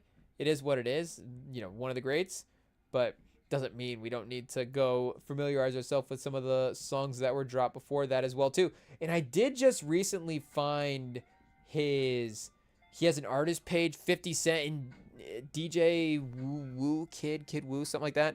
Hey it's like you should probably be getting the name right. It is what it is. Don't have everything memorized, but I didn't sometimes, of course, now the art, if like you have a collab album, the artist will be connected. It'll be connected to both of the artist's page, versus this is its own separate page. 50 Cent, DJ Woo Kid. So this page has got 50 Cent is the Future mixtape, which I think is the one that Pitchfork had ranked on their list recently, and not Get Rich Die Tryin', or even The Massacre is great as well too. But it's got G Unit Radio 10, 2050 Before the Massacre, G Unit Radio 14 Back to Business, and G Unit Radio 13 Return of the Mixtape Millionaire. And then Bulletproof as well too. So it's got those 5 albums on the page, and it's 50 Cent and DJ Woo Kid. So I just found this page maybe a month or two ago. Hey see, we could go through and look at all these here. Tony Yayo and DJ Woo Kid, shout out. This is just all like the G Unit stuff then at this point. But yeah, that was like, hey, uncovering some new 50 Cent on Spotify as well too. And that's like, Spotify, I don't know what the algorithm is up to these days, but there has to be a little tweak in the algorithm that's like, okay, if I like 50 Cent, it shouldn't take me this long to have uncovered. And maybe it, I guess maybe it just got put on Spotify. I'm not sure. I guess I can't necessarily verify that it wasn't on Spotify before this, but with all these release dates and stuff, I feel like it's been there for a minute, so it shouldn't have taken this long for it to be just recommended in a, and maybe it shouldn't have taken me this long for even to just like search 50 Cent is the Future on Spotify at some point. But as like I'm saying, at some point in this day list or in any of these made for you playlists, if they're not recommending me 50 Cent is the Future, they're like, okay, just at least see what you like. You listen to all his other albums, it seems like the algorithm could use a little bit of tweaking at some point. Or even the Get Rich Die Trying film compilation album, which is, I think, or is that the right way to say it? The soundtrack compilation album, which is a very underrated album as well too. And of course, it's not entirely a 50 Cent album. Let's see here. We've got 1, 2, maybe 4, 3, 4, 5. We've got 5 50 Cent solo, 6 50 Cent solo tracks, and then 1, 2, 3, 4. I guess yeah. Shout out. I'm just looking at the few tracks that aren't 50 Cent albums and be like, oh, compilation album at that point. But it really is a 50 Cent album, and is underrated, of course, in his discography, because it does go a couple different directions where you do have, I think, a little bit more diversity and production in The Massacre than you do in Get Rich Die Trying. And that's not obviously a a bad thing for Get Rich Die Trying. If you have amazing songs every time, even if they're all kind of similar or not similar, but if there is a similar vibe that you're going for, a similar aesthetic, and you're able to produce quality in every track, then hey, it works. But if you're just talking about what sets this album apart as well too, there is some soul sampling and some different types of tracks, but then you also kind of get some of those, classic kind of heavy, slow banger pause like 50 Cent, gangster type of tracks as well too. And the well-roundedness there really is good as well too. Because again, I don't think you get some of the you do in the B side of The Massacre, which again, The Massacre is a good album. You're not gonna sit here and I mean, if you want the Remington Pod to say anything bad about The Massacre, it's not gonna happen yet. Hey, something's gonna have to happen in the future, I guess, for us to change our minds. We'll see. I guess we're talking about the 50 Cent album here, but that project, I do like that track list. I'm not saying I would take that track list over Get Rich Die Tryin', but I am saying I have been bumping it a lot lately. That is for sure. So yeah, I guess next up for the rotation is going to be the soundtrack album. So, more 50 Cent to up him into the Spotify. When do the Wrapped get released? Because now you can see your stats beforehand as well too, which, I mean, I'm not against that. Of course, we're pro stats here on the pod. If I have a chance to constantly be even, monitoring my own stats and tweaking it, and now I can customize my own, top 10 artists listening wise, I guess, or just, again, kind of track how it goes. But it is a little fun to get the reveal at the end of the year as well too, and be like, okay, I obviously have kind of an idea who I've been playing a lot, but who is actually, what's the order, what are the minutes, what are the songs, how is it all going to actually lay out, is kind of a fun reveal as well too. So I know they might not give you the 12-month statistics or the year to date or whatever at the given time beforehand, but even though I guess maybe not a peek behind the curtain's a bad thing, I guess it's just got to be a balance. But I like the kind of reveal at the end as well too. And not to say that again, this movie is a pretty good runtime. It does make a good use of the 2 hours, but this is one of the more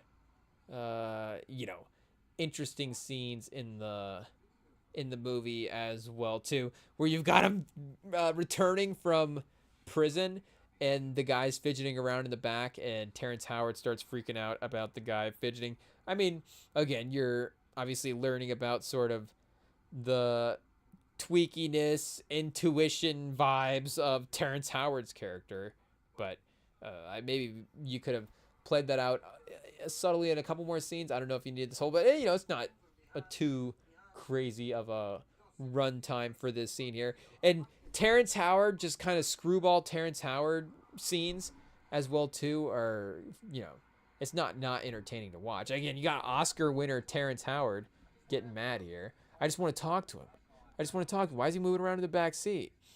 Doesn't really make any sense, but I guess he does explain the whole, and Terrence Howard, did he just read this line in the Jim Sheridan thing and like, this is the key to unlocking my science experiments? But he's like, I'm not actually, it's like when I'm right, when I'm wrong, but I could have been right, so I'm still right because I know I could have been wrong.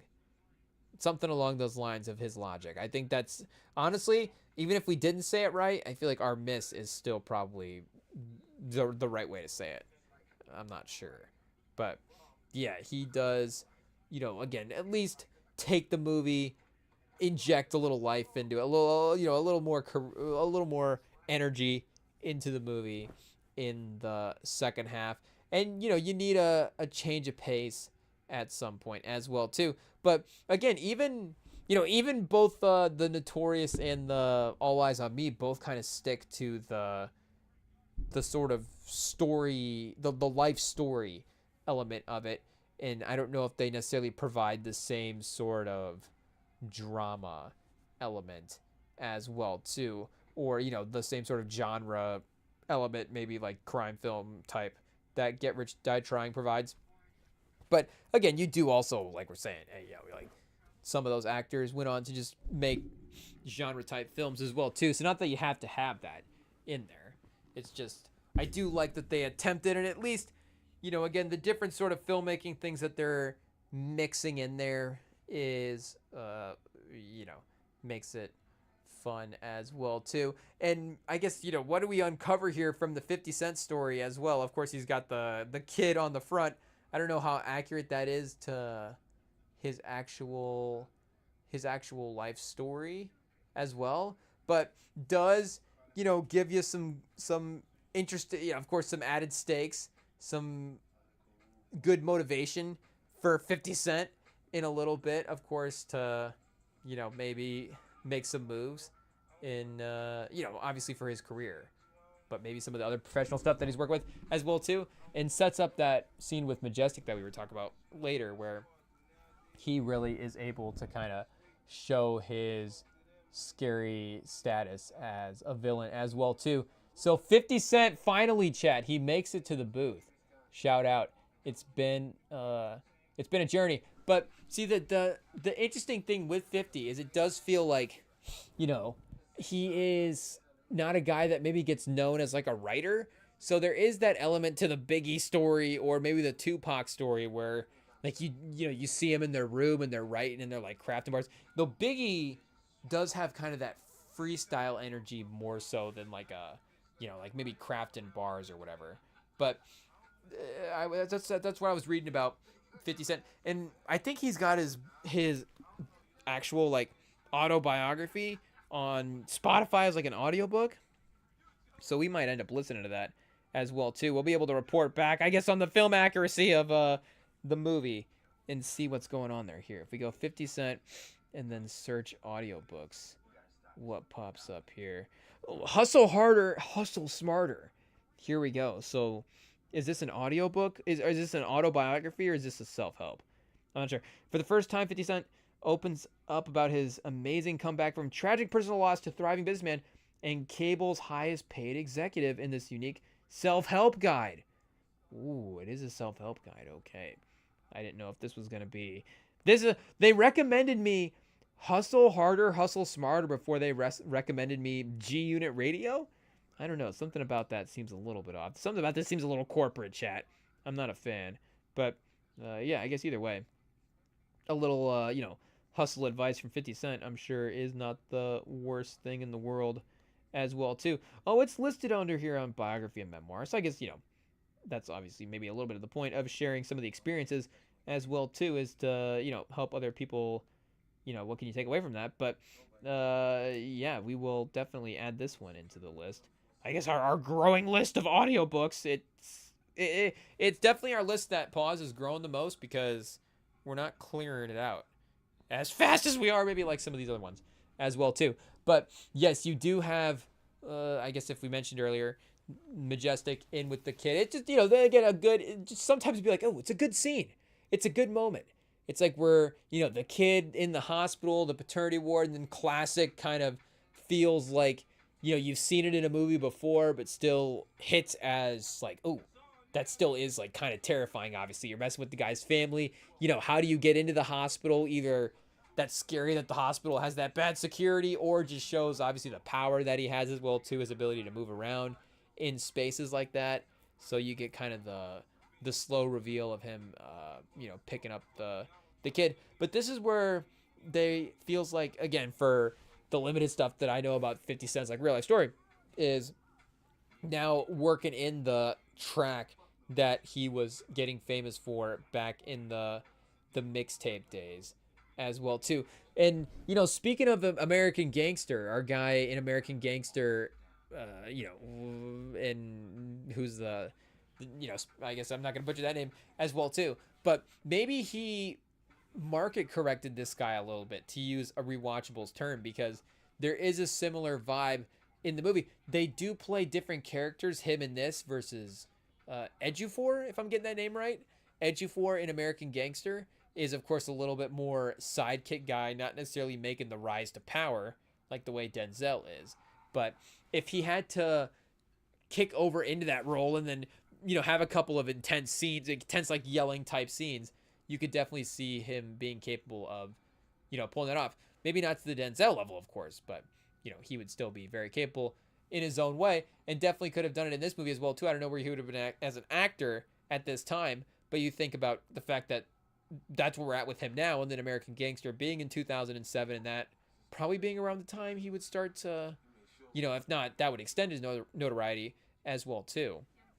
But I wonder if that would be, them going out for similar parts, especially, in those supporting types, and then, I don't know, his career as well too, getting the Oscar notoriety in the film that he was in, Ejiofor, in 12 Years a Slave as well too. But yeah, shout out, like we're saying, he definitely holds his own. AAA chat, we'll call him AAA. He holds his own in this movie. So 50 Cent, trying to break away from the gang life. It's a tough one. It is what it is. But we got Denver versus Sacramento up next. Maybe up next. Starting in about a couple minutes. just about a couple minutes, chat, is what the schedule says. If we can, start through that one enough. But yeah, Philly gets the 2-point win over Boston. Dramatic comeback. Boston in the city uniform golds. Not able to close it out. But shout out. So, 50 Cent. And again, this movie, 2 hours is a runtime that could definitely, again, maybe be a couple scenes too long. I think it's not necessarily maybe scene for scene 100%, but it's a pretty good pacing to get you back into this moment where now you can see the setting, you see the characters, and it's that, you realize, of course, that we're now back to the beginning moments of the movie. You've got the kid. You understand, of course, again, how did we get here? The lead up. But, a pretty brisk 90 minutes from Terrence Winter, from Jim Sheridan, from 50 Cent. Like, they're cooking. We cover a lot of ground. We are at a pretty 360 degree, have covered most of the story at this point. So it is, I guess, not necessarily in like Sinners where it is like almost the start and the end are almost the exact same, point. There is a little bit of carryover, I guess, in the end of this movie. But yeah, and not playing out the last scene again too long. Good touch, pause for Jim Sheridan as well too. You get the sort of realistic how do you get out of this?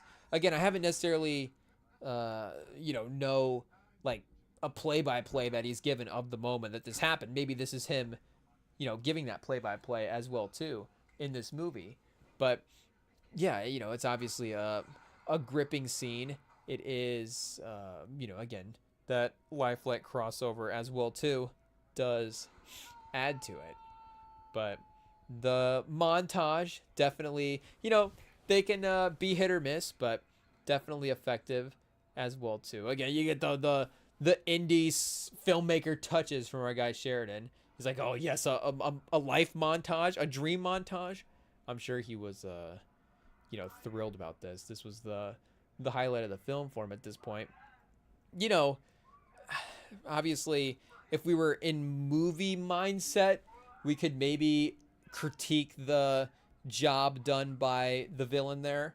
But if we're in real life mindset, of course, obviously this is for, of what happened, the best case scenario. Fortunately, the guy with the pickup truck as well too was able to pull up. Again, I feel like that part is real, right? Maybe we go Google that one afterwards, but because again, I don't want to assume. And fortunately, again, he was able to obviously be here today to drop great albums and produce great things and just be a cool guy, a guy that we can all look up to. Chad, shout out 50 Cent, I guess. But he is, I guess, maybe we can look up to the hustle, I guess, as well too, is what we're saying. But I don't, it is what it is with everybody. But I forgot the simultaneous labor. Was this one of the quickest just go into labor? I guess I'm not saying that it's not impossible. You're not going to say, I'm not going to sit here right now and say that I'm an expert on childbirth. I do know that it is, of course, a difficult process. I guess we're talking about the birthing part, but yeah, it does seem like it is a little bit of a quick, things go down quickly. It is what it is. it just depends on what you need for the movie. If you need the sort of long drawn out, oh, the water broke and now we have 2 hours to stumble around and get to the hospital, the I Love Lucy situation. We gotta now all of a sudden we're wheeling Ricky into the hospital. Like there's that version of it, or it's just all of a sudden, you know, like I'm having the baby.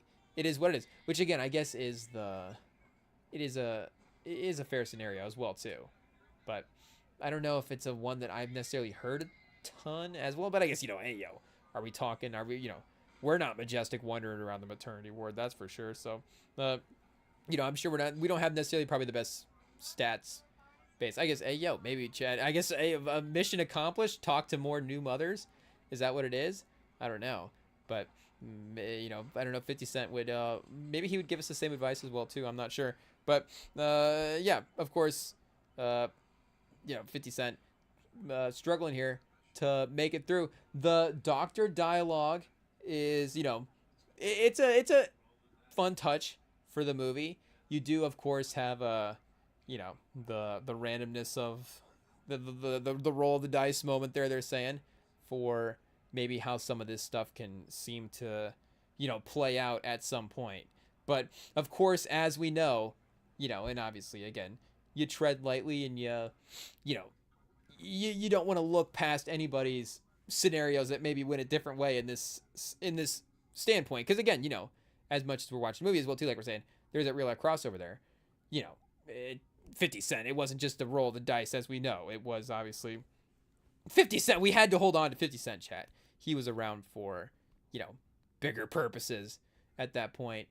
And the best, of course, would be probably, and I don't want to sit here and be like, the best moments of his life were because of the moment. That's not obviously our place to say, but the way he was, I guess, able to pivot those moments and build off of them and able to find success after them were, impressive and noteworthy, and things that we still celebrate now as well too. But yeah, the recovery, chat, is successful. Or I guess the surgery, the attempt on saving the life is successful. So shout out, hey yo, we can rest easy. 50 Cent will make it through. I mean, the Hitman, chat, hey yo, we don't know. I think he's gonna probably not make it too much longer here as well too. I thought he was gonna go, he shot him 9 times, of course, obviously as is what happened, but I thought he was gonna get 9 stabs, pause, for the nine shots. I don't know if that would have been the full crime lord pause way to operate there. Is that what Suge Knight? What would Suge Knight have done, Chad? That's what we just is that the crime lord mentality? What would Suge Knight do, is what we ask. But yeah, he, I guess, took care of business with just 3 there. So you get the house life, the recovery life for 50 Cent now is a little bit tough as well too. I don't know. I guess again, what we have to see if this is reflective of 50 Cent's story. I don't want to necessarily assume, to say that he's not, incapable of, whatever. But, he doesn't necessarily, again, seem like a guy that, would be on the surface, a guy that would be and I say it lightly as well, too, with respect to everybody's situation, a depressive type of figure. He just, again, the hustler mentality has always been the thing as well. And, again, there is, positives and stuff. I'm not saying that the hustler mentality is all, there's people that I guess you could say hide behind, I guess we're, therapy corner here for representation. We're not necessarily all caught up on the, the therapy terms and stuff like that. But what we're saying is, I guess, I don't know if it's a actual thing that happened in the story, but if it is, again, shout out. It shows the perseverance through and the recovery. I mean, the perseverance is there, regardless as well too. Again, I just, I don't know if these scenes were playing out in the Jim Sheridan version of the 50 Cent story, the Marcus Young Caesar version, or the 50 Cent version, as well too. So and this is where it's like, okay, Terrence Winter, maybe, a little shallow here with the Charlene character. Just I get the sort of, hey, you need like we're saying, the recovery and picking yourself up elements and all the stuff he's trying to show there. But it is a little kind of breeze through it and not much tension. But hey, it is what it is. I'm not saying we need Noah Baumbach to step in and rewrite the final 30 to like really draw out the relationship drama here. It is what it is. Like we're saying, at the end of the day, we want him to work it out. So maybe the sooner the better. But it is like we're saying, I think it does slow the momentum a little bit. And shout out. Oh, but the 50 cent tier, chat. I forgot about the single tier. Hey, yo, the sign of a great actor, a single tier. Oh, never mind, 2 tiers. Shout out. It is what it is. You broke I think we got a weeping 50 cent, chat. Shout out. It is tough times. Crushing up the meds. Hey, yo. But shout out. We've got, like we said, we maybe do a scores check before we get the movie done and underway as well too. Jaylen Brown 24. Hey, yo, Drummond. Maxi 9 assists. Edwards 8 for 9. Okay, they showed his stats at one point there. He was 7 for 7. So I guess shout out. He risked it, chat. He got the miss. Did he end on a make? I guess is the question. Hauser with 3. Simons 17. Yeah, it's been a little of a, I think we had expectations for Simons. If we had actually made our list for Eastern Conference All-Star watch list, he would have had to have been on the watch list to start the season. Again, 6-man, who knows what the path is there for him there, but his ability to score and get up shots, you see even now, still like 15 shots, was 3rd in the game. And between Derek White, Jaylen Brown, I mean, Anthony Simons, that makes a ton of sense in guys that can create and outside of Peyton Pritchard, but still, you would think of him as a little bit more, but he could be a volume shooter a little bit as well, too. It wouldn't be the worst thing in the world. But again, I think Simons in just a quote-unquote better system, even though Boston is, a step back this year in terms of the overall talent. No Tatum, a little bit of a lack of the front court depth this year.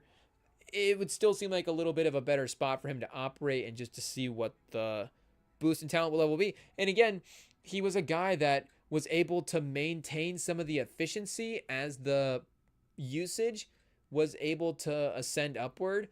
And still, even in the limited games played, seemed like if you were able to continue to add responsibility and to add minutes and stuff onto it, seemed like he was still able to continue to maintain obviously a really great level of production. But it doesn't seem like it has quite happened this year in Boston. So he could be an interesting second half of the season guy. I don't know, as well too, him learning that new environment and just adjusting. And him and Jaylen Brown, I don't know, it's a tough, I don't know.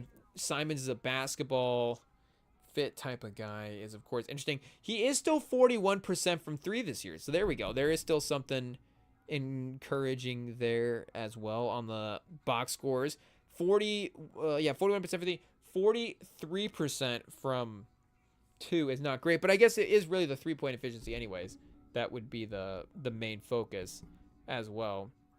So if he was able to, get into the 45-41 club, maybe would be a good bar for him to try to accomplish. 23-24, he's 43%, 22 a game, 38% from 3 that year. But there is a little bit of a step up that I think he could have taken, and just doesn't feel like it has quite happened yet. But still, 12 shots a game is a little bit down from actually where he's been in the past, just on a per game status. Again, he's actually leading the league in games played as a change up for Anthony Simons. So you know what? We'll be thankful, chat. We'll just be thankful that Anthony Simons is playing. We've been complaining about him getting out there all these years. So shout out, it's consistent now, and we will enjoy the minutes while they last. Because yeah, you see 46. In 23-24, that 1 year, 62, 57, 30 starts. 5 starts in his first 3 years. Hey, yo, speaking of JJ Redick, but he never had the Anthony Simons run of, being able to run an offense, at least for the 40 some games that he was playing in Portland. So shout out if they are able to, of course, unlock. And that was going to be the thing as well, too. Brown and Simons and Derek White and Pritchard, like their ability to score. But again, it has been a little bit behind that than it maybe we hoped it could be if we were going to be optimistic about what the Celtics could be this season. But we still have stuff of Simons. I would still have him on a Spurs trade watch list. That's for sure. So, until you drop off the radar, at least personally for us in that way, we are still invested in keeping an eye. The career, we would still have, like we're saying, the stock in what he could be as a player. But, whoa, chat, classic classic pod fashion. We accidentally changed the movie instead of the game. We do have, like we said, the end of that game, so we do have a couple minutes here to throw on another game in the background. But I guess, wait a second, it was just that Indiana game? Because we already know, chat, that game we're not going to be getting because of the local restrictions. Yeah, it is what it is. And I guess third quarter, Utah starting to dominate as well, too. Hey, yo, was it Walker Kessler that got hurt for the season? Hey, yo, and now we got 50 Cent creating window shopper, chat. Speaking of Anthony Simons, I don't know, are they going to be window shopping Anthony Simons trade deadline? The Jazz might be window shopping Markkanen. Markkanen's been cooking this year, chat.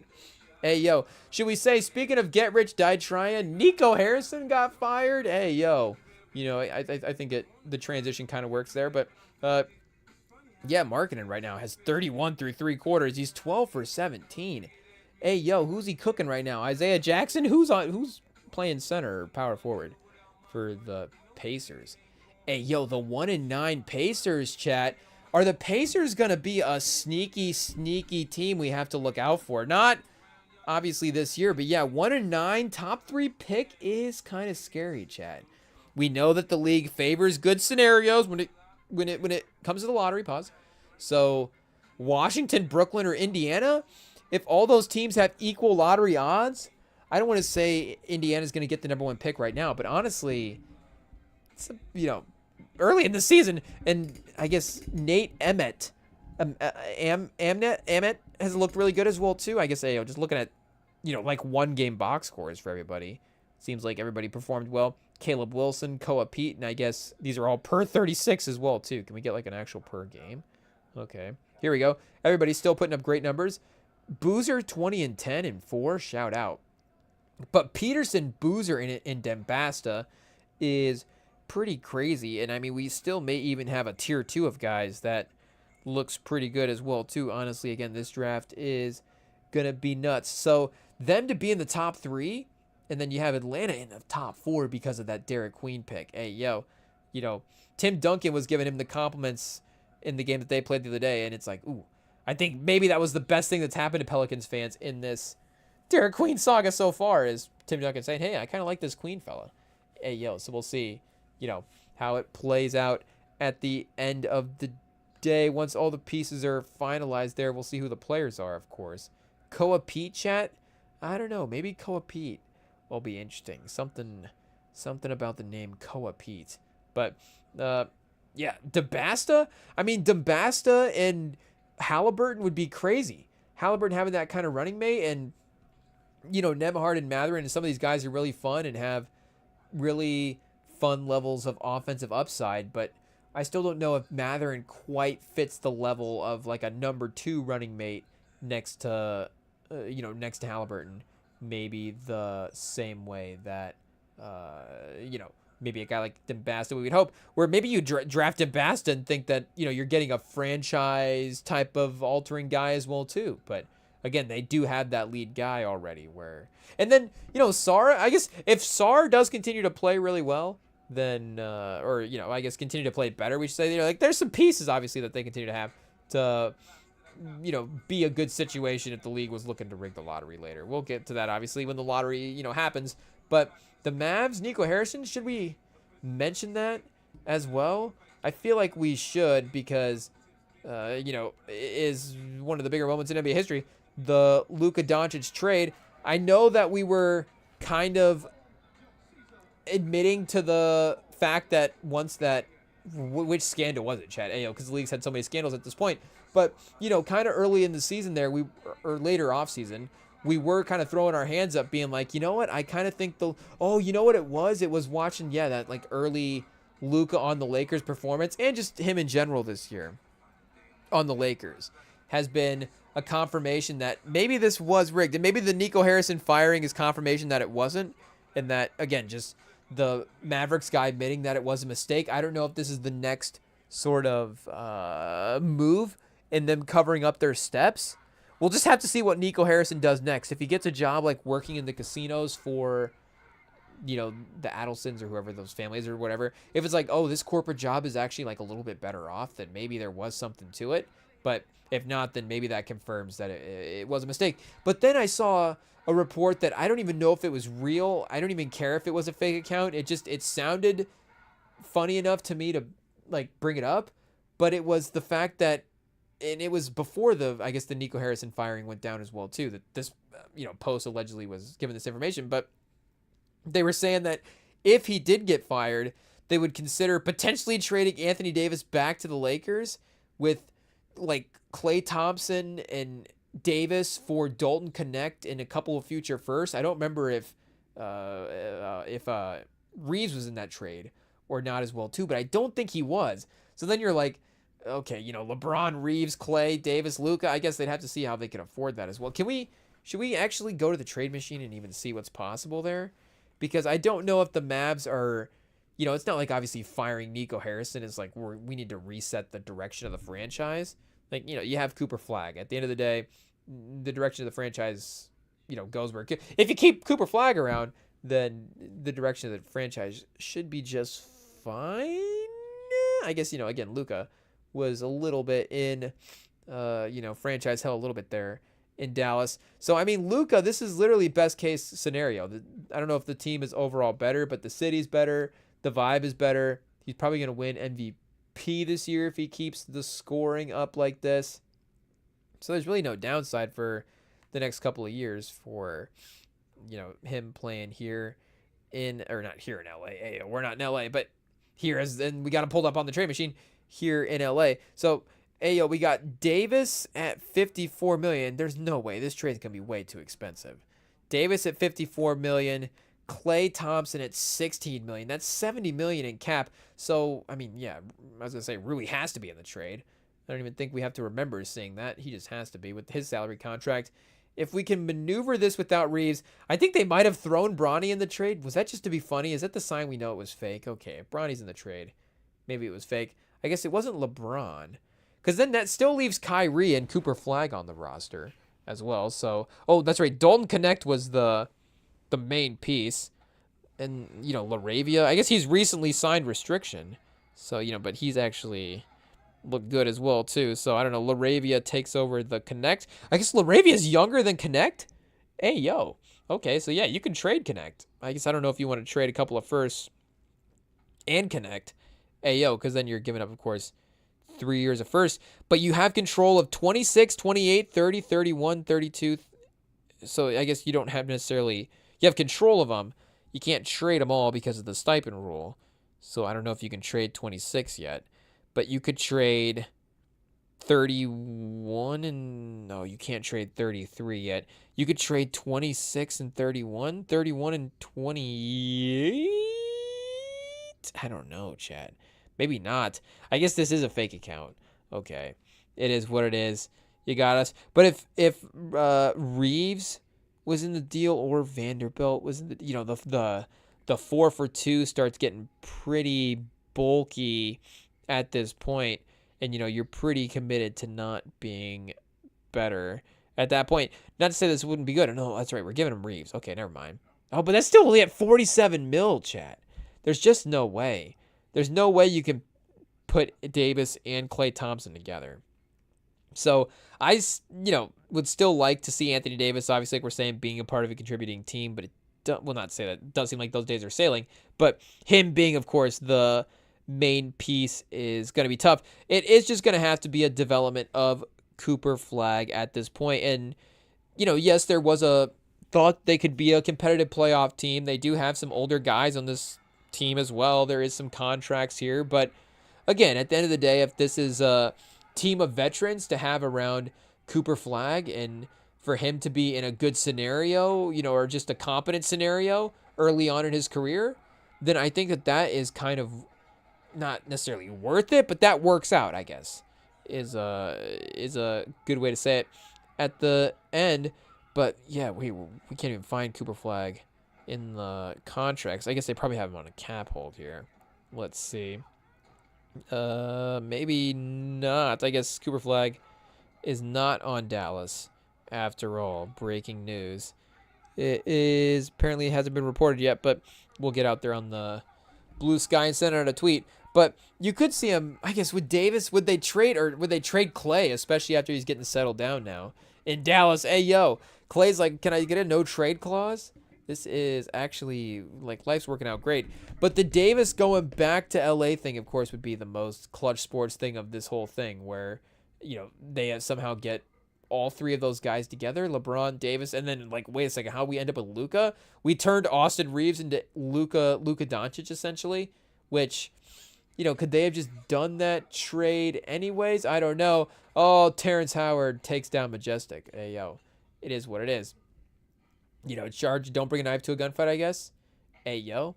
50 Cent, the classic little Kevlar vest look is, I think always kind of suited him well as well, too. But, yeah, we'll see where the Mavs go from, just to throw that in, I guess. But, pause. But we'll see where the Mavs go from here. And the Kyrie thing does hurt as well, having the, not just the scoring, but the perimeter creation element to kind of make Cooper Flag's life easier in that way would definitely help.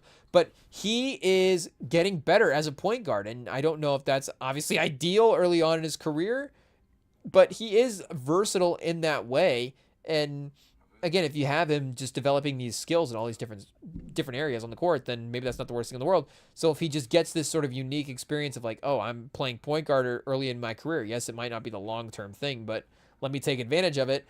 Then you can see that playmaking element kind of already start to get better and more comfortable, and some of the passes he's throwing into the corner and stuff, really starting to can we look up his stats from that game last night against the Bucks? That was a good game, Chad. Hey, yo, him and Giannis battling, and then him getting a bucket late as well, too, on Giannis. And the Bucks have had a couple of moments fourth quarter where they just, can almost close out these games and not quite. And you would think that as well, Giannis, again, is going to need some help, not just throughout the game, but even in the fourth quarter moments. Even just like, okay, now I swing it out to the corner. Can you please make a three? But you would think with Giannis that there'd be a close it out element that they could have as well too. But yeah, it has been a little bit risky at the end of some of these games. So the Mavs, 3-8 right now, a little bit of a different tier. But they had, of course, that Rockets game on, was it Sunday that we saw that? Yeah, it would have been Sunday afternoon that the Rockets were able to close them out as well too. So the Rockets, are actually in that tier, and the Mavs were, at this point, step back and keeping it feisty there with them. So Giannis was 30 and 8 and 6, just blah, blah, blah, blah, it is what it is. Yeah, Cooper Flag, 26, this is what we care about, I guess. Hey, no, we're pro Giannis here, of course. 26, 7 defensive rebounds, 26, 9 rebounds, 4 assists, 2 steals, a block, and a turnover there. So, hey, yo, as exciting as Cooper Flag is like, the next American talent, hey, yo, who cares? I would actually, I still like, Giannis is a more favorite player to me than Cooper Flag. Hey, yo, hot take. I guess, again, would Wemby be our favorite player right now? I guess so, and he is on the Spurs as well, too. It's not even an I guess so, but I guess have we cheered for Giannis in the NBA longer? And also, through these years where it's like the Spurs haven't been competitive as well, too. So, fun time, I guess, cheering for Giannis as a player in the NBA. It is what it is. But, hey, yo, also a fun time, of course, anytime you can, 50 Cent's album, 50 Cent movies, of course, Iconic. You know it's iconic when Paramount Plus is like, what movie works perfect right afterwards? Juice. Hey, yo. So speaking of, obviously Tupac, maybe his best performance, I guess, Above the Rim. I don't know, California Love Music. Which music video do you want to pick? Like, you could, I guess have the debate.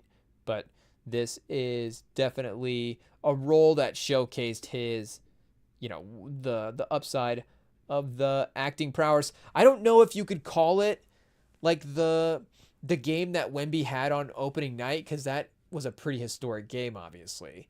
But it's close, where you're like, okay, yeah, again, is that gonna? Because the thing is, that could be up there with, again, like the best games, just stats wise, that Wemby plays, just the sheer box score numbers. I don't know if we have to go back and look that up as well too.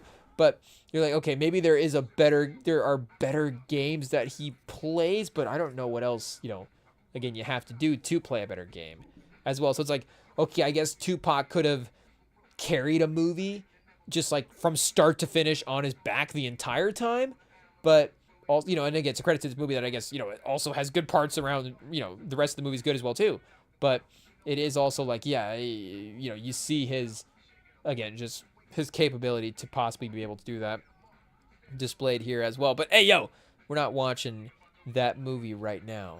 We are, I guess, another anniversary, another film for another time. But yeah, this was a fun matchup in the Cooper Flag checkpoint anyways, like we were saying, in that battle with Giannis. I don't think we could say it was a passing of the torch game. Hey, yo. Like, Jonathan Taylor out here passing the torch to Bijan. It's like, Jonathan Taylor, you're about to win the MVP. You can't pass the torch yet. Hey, yo. But I guess, hey, you never know with the running backs. It is what it is. But, yeah, this was just, again, for Cooper Flag to see where he'll get to later in the year would be pretty terrifying. So, the Mavs are an interesting team. Again, they are going to be, Davis and Clay probably not going to be the title contenders with them, and Cooper Flag is a top 3. But again, if we are talking trades, they are an interesting trade team, and there is possibilities they can, obviously swap veterans for veterans if they want to just try to see if they can find other teammates, different version of the teammates, or if there is a way to sell off into picks and to bring in some role guys, some building block pieces, then obviously you can take the team in a different direction as well too. So I don't know if, like Davis to San Antonio, 3 years, $54 million, Davis and Wemby on the same team. Do you bring in the front court size? Do you dare trade Cornette to the Mavs for Anthony Davis? I feel like we have to do, and if a Spurs player's name is in the trade, it's just for the trade machine of it all. It's not because we actually want to trade any of these guys. I guess we would we make it clear if we were like, oh, that's a trade? But I don't know. There would definitely be maybe something a little different about the reaction. But either way, we'll definitely cook up maybe a trade if we name a guy or a team for our team, because, we want to be fair to the other teams as well too. It's like, hey, we can cook up a bad trade for our team as well. But, Fox for Davis. Hey, yo, probably not doing that. I guess what was the starting point? We said Cornette, shout out. Riley Minks, $0 contract. Hey, yo, is that what the second apron's? Second apron's like, we have no money left. Will you still play? I guess you could probably find. Would we sign the $0 contract? The zero apron, $0 chat. Or I guess not the zero apron. The second apron, $0 contract. Would we sign it? Would it be like a fan-held contest type of ordeal? Who knows? But, yeah, Cornette does not quite have the salary to match Anthony Davis. I don't think we needed the trade machine for that one. Do you still have Vassell in the deal? Harrison Barnes. Shout out Harrison Barnes. That gets us to $30 million at 54. Hey, yo. Oh, Olynyk? We've got an Olynyk expiring. Cornette, Harrison Barnes. The Mavs are like, we need a piece. This is clearly them clearing the books. But you could say, hey, this could be a weird. Do they win the trade if they just get Cornette and Davis back? And if you're the Spurs, I mean, what are you really sacrificing outside of, I guess, maybe some other mega move that you would make? But I guess it would be Giannis at that point. But, hey, yo, it would be maybe Giannis would have made it clear that, I'm staying in Milwaukee for the next, 6 years. I've made up my mind. But we wouldn't touch any of the any of the main core pieces. There's Sohan, 7 mil. Wait, 43 and 54. Do we just try the trade and see if it goes? Oh, not quite. Oh, it does work from a salary standpoint though. Okay, so Kornet cannot be traded until October 7th. So he's past his trade deadline as well too. So we may have to sign a couple of guys to make up for this trade. But hey, you know what? Harrison Barnes, Olynyk, and Kornet. Ooh, chat. That is interesting. Again, I don't want to necessarily have a New York Knicks situation here where, we trade, we make the move that we can make now for and then compromise the move that we could make. But again, do you always want to be planning for the move that you could make? I guess in some ways, yes. Presti, he just kind of builds his own team, and then the Clippers call him and say, "Hey, will you take our 15 draft picks?" But the Spurs could offer the Mavs a little bit of financial flexibility at the end of the year.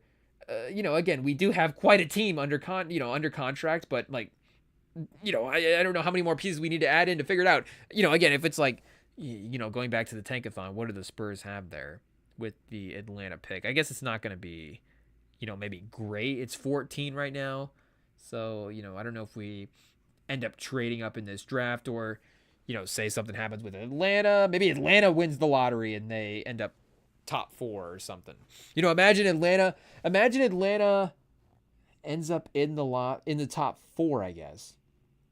But it's not because of their Pelicans pick. And then because of that, the Spurs would get it. I guess is it top 4 protected maybe? Something along those lines. Who knows? But yeah, either way, if we, I guess point being, obviously, hot take, if we did add a Dembasta this offseason, it would not be disappointing for Spurs fans. Or if we did, add Cameron Boozer, we could get maybe the other Boozer twin, though. Where is he at in the mock right now? Caden Boozer at number 24. I guess he's 8'5" and 3.5. It doesn't matter, Chad. 6'4" point guard? We need another guard. Yeah, that's for sure. Thomas Haw? Oh, chat. I don't know about that. Do we need another Luke Kornet on the team? Bennett Sturts, Iowa point guard? Ooh, okay. There we go. A little home state guy there to the Spurs could be kind of fun. Yeah, screw it. Let's just take Caden Boozer at this point. It is what it is. We got Malik Thomas, 20 a game. We're an easy fan, chat. Hey, we just see points per game and take that guy. It is what it is. But yeah, that is an interesting trade if the Mavs really want to, if they want to panic and pivot away and just say, screw it, we lost out on the Luka trade. There's no way we can make it back. The only way to make it back, like I'm saying, is just to focus on the Cooper Flag future. Financial flexibility, and Luke Kornet's a pretty good little way to start that off. And then Davis and Wemby, like again, you get the, maybe you're not trading for Anthony Davis as, can Anthony Davis be the guy that takes over if Wemby's not, playing well? That's, again, would not be a possibility. But it also just supercharges the possibility of what that other front court option is, more so than, again, maybe the certainty of greatness all the time, because that is what maybe some of the other players are hopefully going to ascend into. So you would have, Wemby, Davis, Castle, Fox, and Harper out there at the same time. You know what, chat? That doesn't sound like a bad starting lineup to me, or a lineup Final Five as well, too.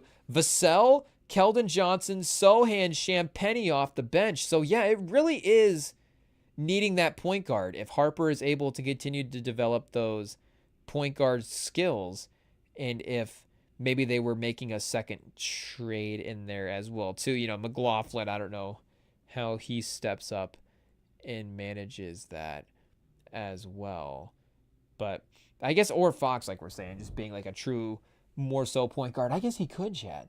I'm not against this. I would be also okay with being talked out of it if we were on the Spurs, but I also love Anthony Davis, so I'd be irrational in making a move to bring him onto the team. Would I potentially trade Luka Doncic, so aka Victor Wembanyama? Here, would the trade machine still work if we include Victor Wembanyama in this deal? You can see, chat, I'm not saying, send our resume to the Mavs here. That would be crazy. Change it. But what a crazy set of circumstances.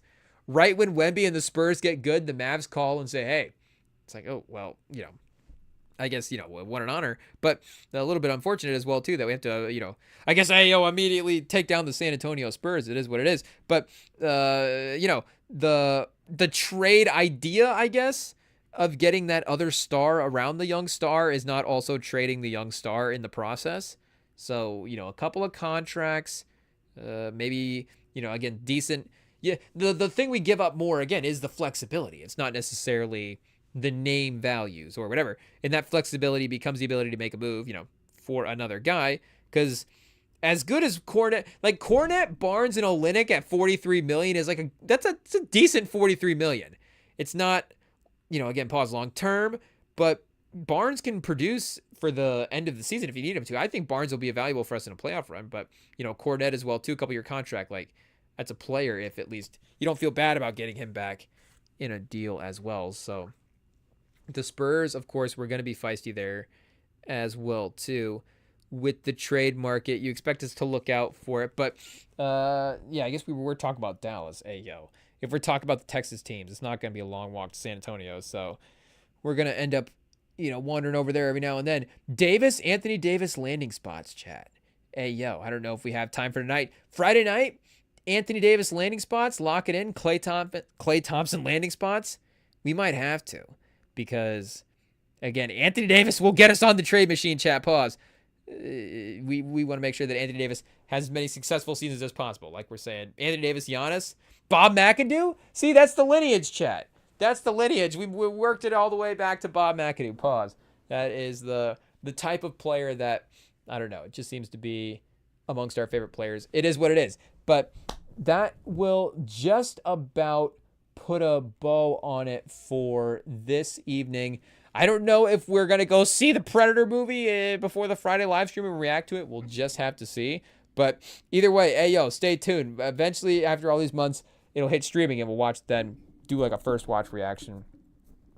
Who knows what'll happen there. But you guys, of course, can follow us here on the YouTube for all the different live streams a couple times a week. Following NBA, following NFL, movies, albums. Ooh, we have, I think, a Summer Walker album this Friday, maybe, if I remember correctly. So we could be reacting to that. But, we will have a fun Friday show for you guys. Then, of course, like I'm saying, the Sunday NFL show, and then the Tuesday night show, which we just put another one in the books. And it was a classic, just like the movie that we watched, Get Rich Die Tryin', 2005, 20 years later. Shout out to 50 Cent. An icon, a rotation mainstay on Spotify, a rotation mainstay on Tubi, on Paramount Plus, on whatever streaming service it applies to. But and you can follow, of course, the live streams up on the podcast feeds as well too, Spotify, Apple, and all the different platforms out there. They get posted over there as well too. And if you want to send us a message, Remin Sam Pod on Instagram is the place to send us the DMs. They are wide open, chat. Hey, yo. So that'll do it. We will be back Friday night. Stay tuned, lock in, and, hey, yo, enjoy the next couple days. We will see y'all.